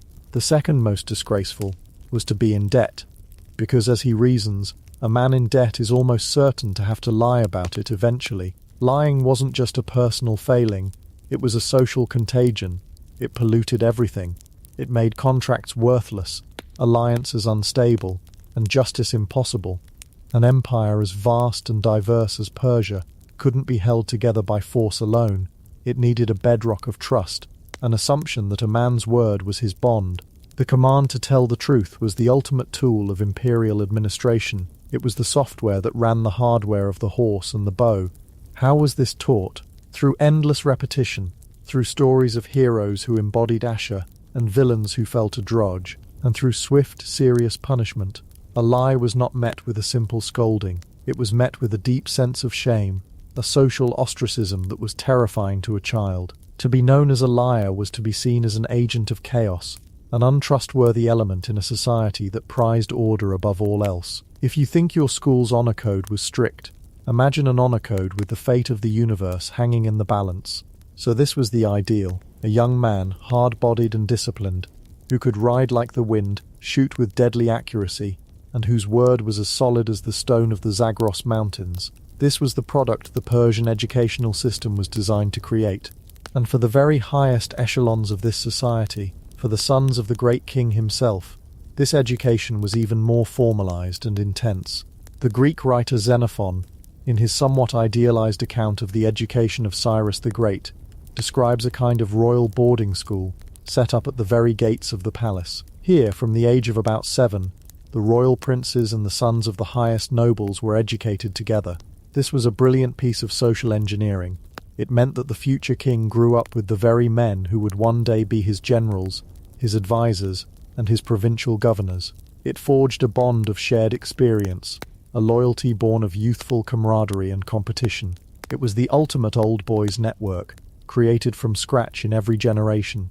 Their days were a grueling regimen of physical exercise, drills with the spear and bow, and long-distance runs, but they were also taught other things essential for an imperial ruler. They learned self-control, particularly in matters of food and drink, to show that they were masters of their own appetites. They were taught obedience to their elders, a crucial virtue in a hierarchical society, and most importantly, they were taught justice. Xenophon tells a wonderful and probably semi-fictional story about the young Cyrus. He was asked to judge a case between two boys. One was a big boy with a small tunic, and the other was a small boy with a big tunic. The big boy had forcibly swapped tunics with the small boy, arguing that now they both had a tunic that fit them properly. Young Cyrus ruled that this was a just outcome.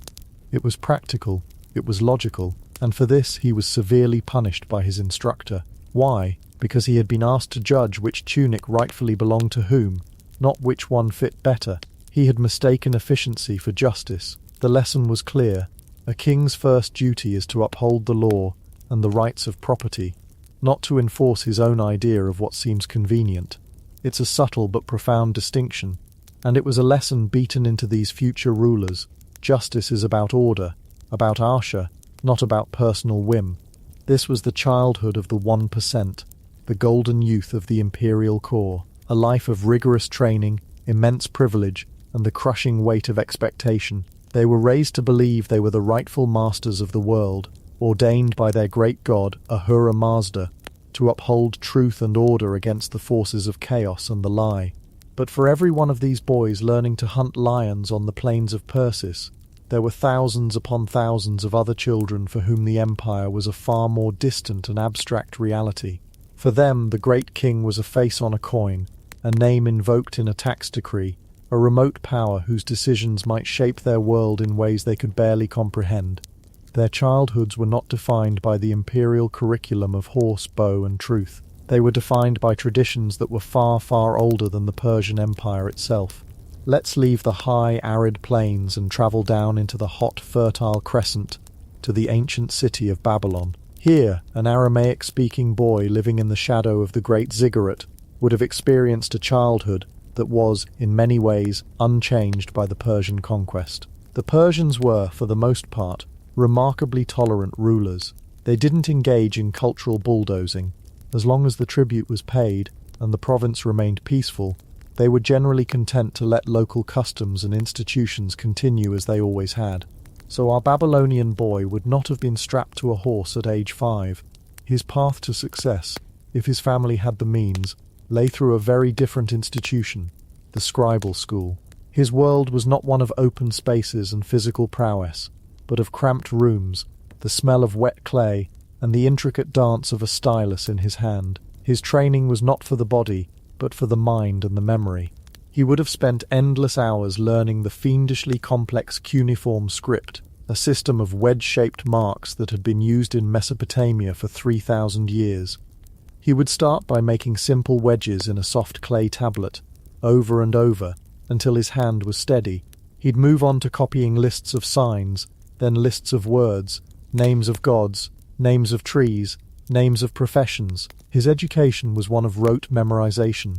His world was contained on these heavy, breakable clay tablets.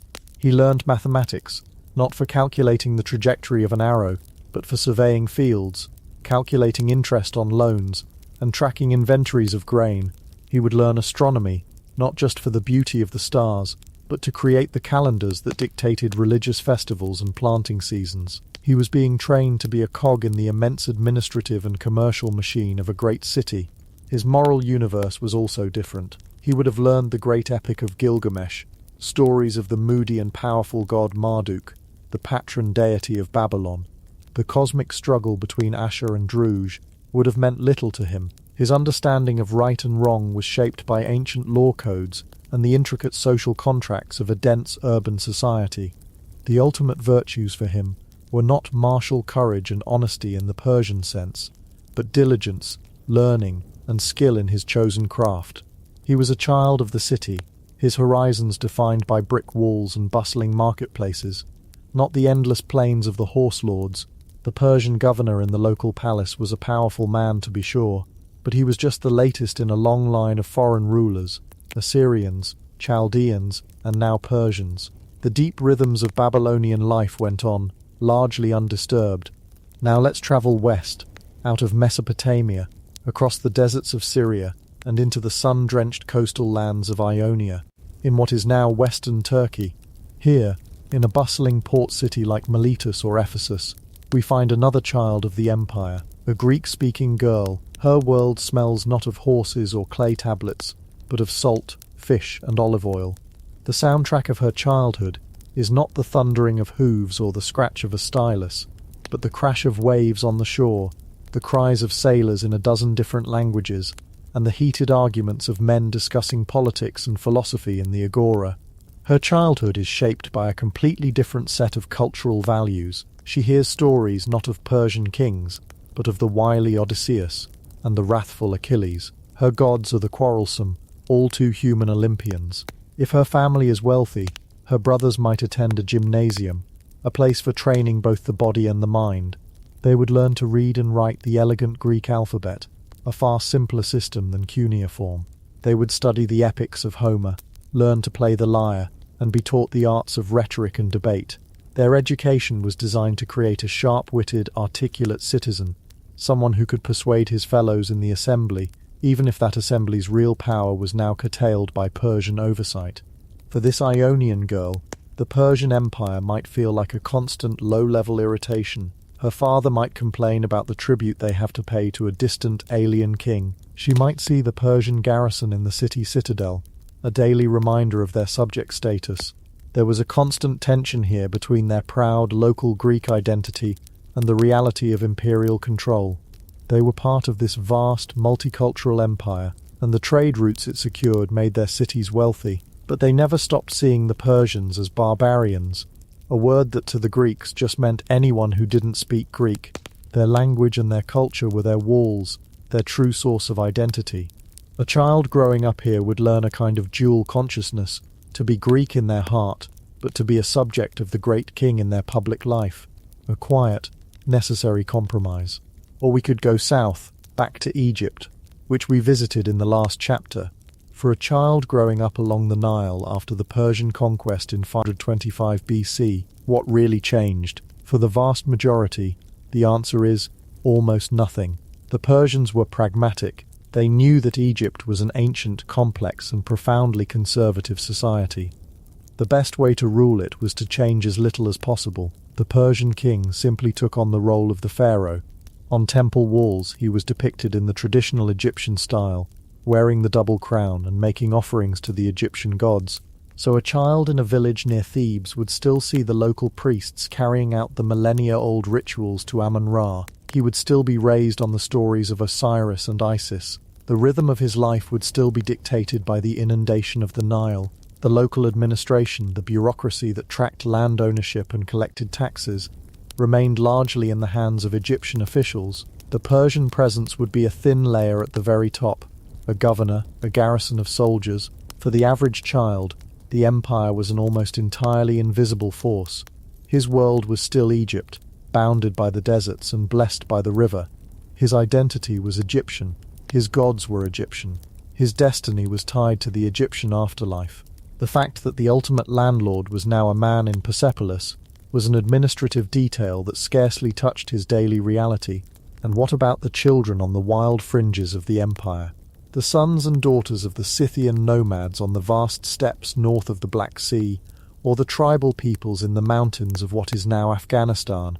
The empire's grip here was far more tenuous. For these children, life was a hard school of survival.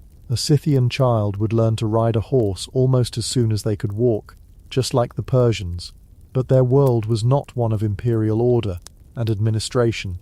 It was a world of clan loyalty, seasonal migration, and constant low-level warfare.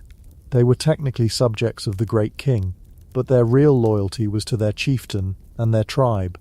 Childhood was a short, sharp apprenticeship in the skills needed to survive in a harsh and unforgiving landscape. They were the empire's difficult, semi-detached cousins, a people whose way of life mirrored that of the early Persians themselves, a constant reminder of the wildness that lay just beyond the imperial frontiers. So we have this incredible paradox, a single empire that contained a multitude of worlds. How then was any kind of shared identity created? Did a girl in Ionia feel she had anything at all in common with a boy in Babylon? Mostly no. The Persians were not trying to create a single, homogeneous Persian culture. That was a Roman idea, still centuries in the future. The Achaemenid genius was in creating a system that could accommodate and manage diversity, not erase it. But there were subtle threads that tied this patchwork together. One of the most important was language, not Persian, which was spoken only by the elite, but Aramaic. The Persians adopted Aramaic as the official language of the empire's administration. It had a simple alphabetic script, making it far easier to learn and use than cuneiform or hieroglyphics. So an official decree, written by a Persian-speaking scribe in Susa, would be translated into Aramaic and sent out across the empire. The local governor in Egypt would receive it, and his scribes would then translate it into Egyptian for the local population. Aramaic was the common language of the ruling class, the lingua franca that allowed a bureaucrat in Sardis to communicate with a tax collector in Bactria. A child of a local administrator or a wealthy merchant might learn Aramaic as a second language, a tool that opened up a wider world of commerce and opportunity within the empire. It was the language of power, the sound of the imperial machinery at work. Another thread was the image of the king himself. The great king was a master of propaganda. His image was stamped on coins, the famous gold darics and silver sigloi, that circulated from one end of the empire to the other. On these coins he was depicted as a heroic figure, often a running archer, the embodiment of Persian martial prowess. For many children, this tiny metal disc might be the only picture they ever saw of their ultimate ruler. He was also present in the royal decrees that were read aloud in public squares, which always began with the same grand formula: Salath Darius the king. His voice, his authority, echoed down through the layers of bureaucracy to reach even small remote villages. He was portrayed not as a conqueror, but as a bringer of order and justice, the chosen agent of Ahura Mazda, the protector of the righteous. This carefully crafted image created a sense of a single, overarching authority, a stable center in a vast and varied world. And then there was the sheer physical presence of the empire. The most famous example was the Royal Road, a great highway that stretched for over 1,600 miles from Susa in the heart of Persia to Sardis near the Aegean coast. It was an engineering marvel, with posting stations every 15 miles or so, where royal messengers could get fresh horses. A child living in a town along this road would have had a direct window into the scale and diversity of the empire. They would see the king's messengers, the Piradasish, thundering past at incredible speeds, covering in a week a journey that would take a normal traveller 3 months. They would see long columns of soldiers from different satrapies marching to their postings, bearded Persians in their felt caps, maids in their round hats, Babylonians, Egyptians, even Ethiopians. They would see tribute processions, long lines of people carrying the best products of their homeland as a gift to the king, fine textiles from Ionia, gold from Bactria, exotic animals from Africa. For a child, watching these processions would be better than any geography lesson. It was a living, moving map of the world, a tangible demonstration that their small town was part of something immense, something that stretched to the four corners of the known world. In the end, to be a child of the Achaemenid Empire was to live under a great overarching sky of imperial peace, the Pax Persica, while remaining firmly planted in the soil of your own local culture. The empire provided a framework, a kind of stability and predictability over a vast area that had often been racked by war. It secured the roads, it standardized weights and measures, it managed a common currency, all of which made life, especially for merchants and artisans, more predictable. But it didn't, for the most part, try to capture a child's soul. It didn't demand that a Babylonian boy forget Marduk and worship Ahura Mazda. It didn't insist that a Greek girl stop reading Homer and learn the legends of Persian kings. The empire's demands were more practical. Pay your taxes, keep the peace, and don't rebel. Beyond that, your life was your own. You could be a Jew in Jerusalem, rebuilding your temple under a Persian decree. You could be a Phoenician sailor in Tyre, plying the trade routes the empire kept safe. You could be an Egyptian farmer, planting your crops according to the Nile's rhythm, just as your ancestors had done for 100 generations. Childhood in the Persian Empire was, therefore, an exercise in layered identities. You were a child of your family first, a child of your city or your tribe second, and a child of the empire a distant third. The imperial identity was a thin, light cloak thrown over the thick, warm garments of your local traditions. It was a reality of your world, but it was not the heart of it. And so, as the sun sets on this vast and varied landscape, we can imagine children all across this great empire settling down to sleep. In a grand house in Persepolis, a young boy, his muscles tired from a day of riding and archery, dreams of glory in the king's service, his mind filled with a clear sense of order and his place within it. In a brick house in Babylon, a boy's fingers still feel the phantom shape of the stylus as he dreams in cuneiform, his mind cataloguing the endless complexities of urban life. In a stone villa overlooking the Aegean Sea, a girl drifts off to the sound of the waves, humming a tune from a Greek poem, dreaming of ships and faraway islands. In a reed hut by the Nile, a child sleeps soundly, secure in the protection of the old gods, their dreams flowing with the sacred river.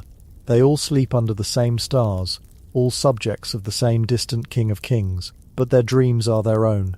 They are the heirs of the four corners of the earth, each living out their own small, unique childhood within the vast, quiet space created by the world's first great multicultural empire. Each one a tiny, intricate thread in a continental tapestry, held together not by a single colour or pattern, but by the strong, simple frame of the Persian peace.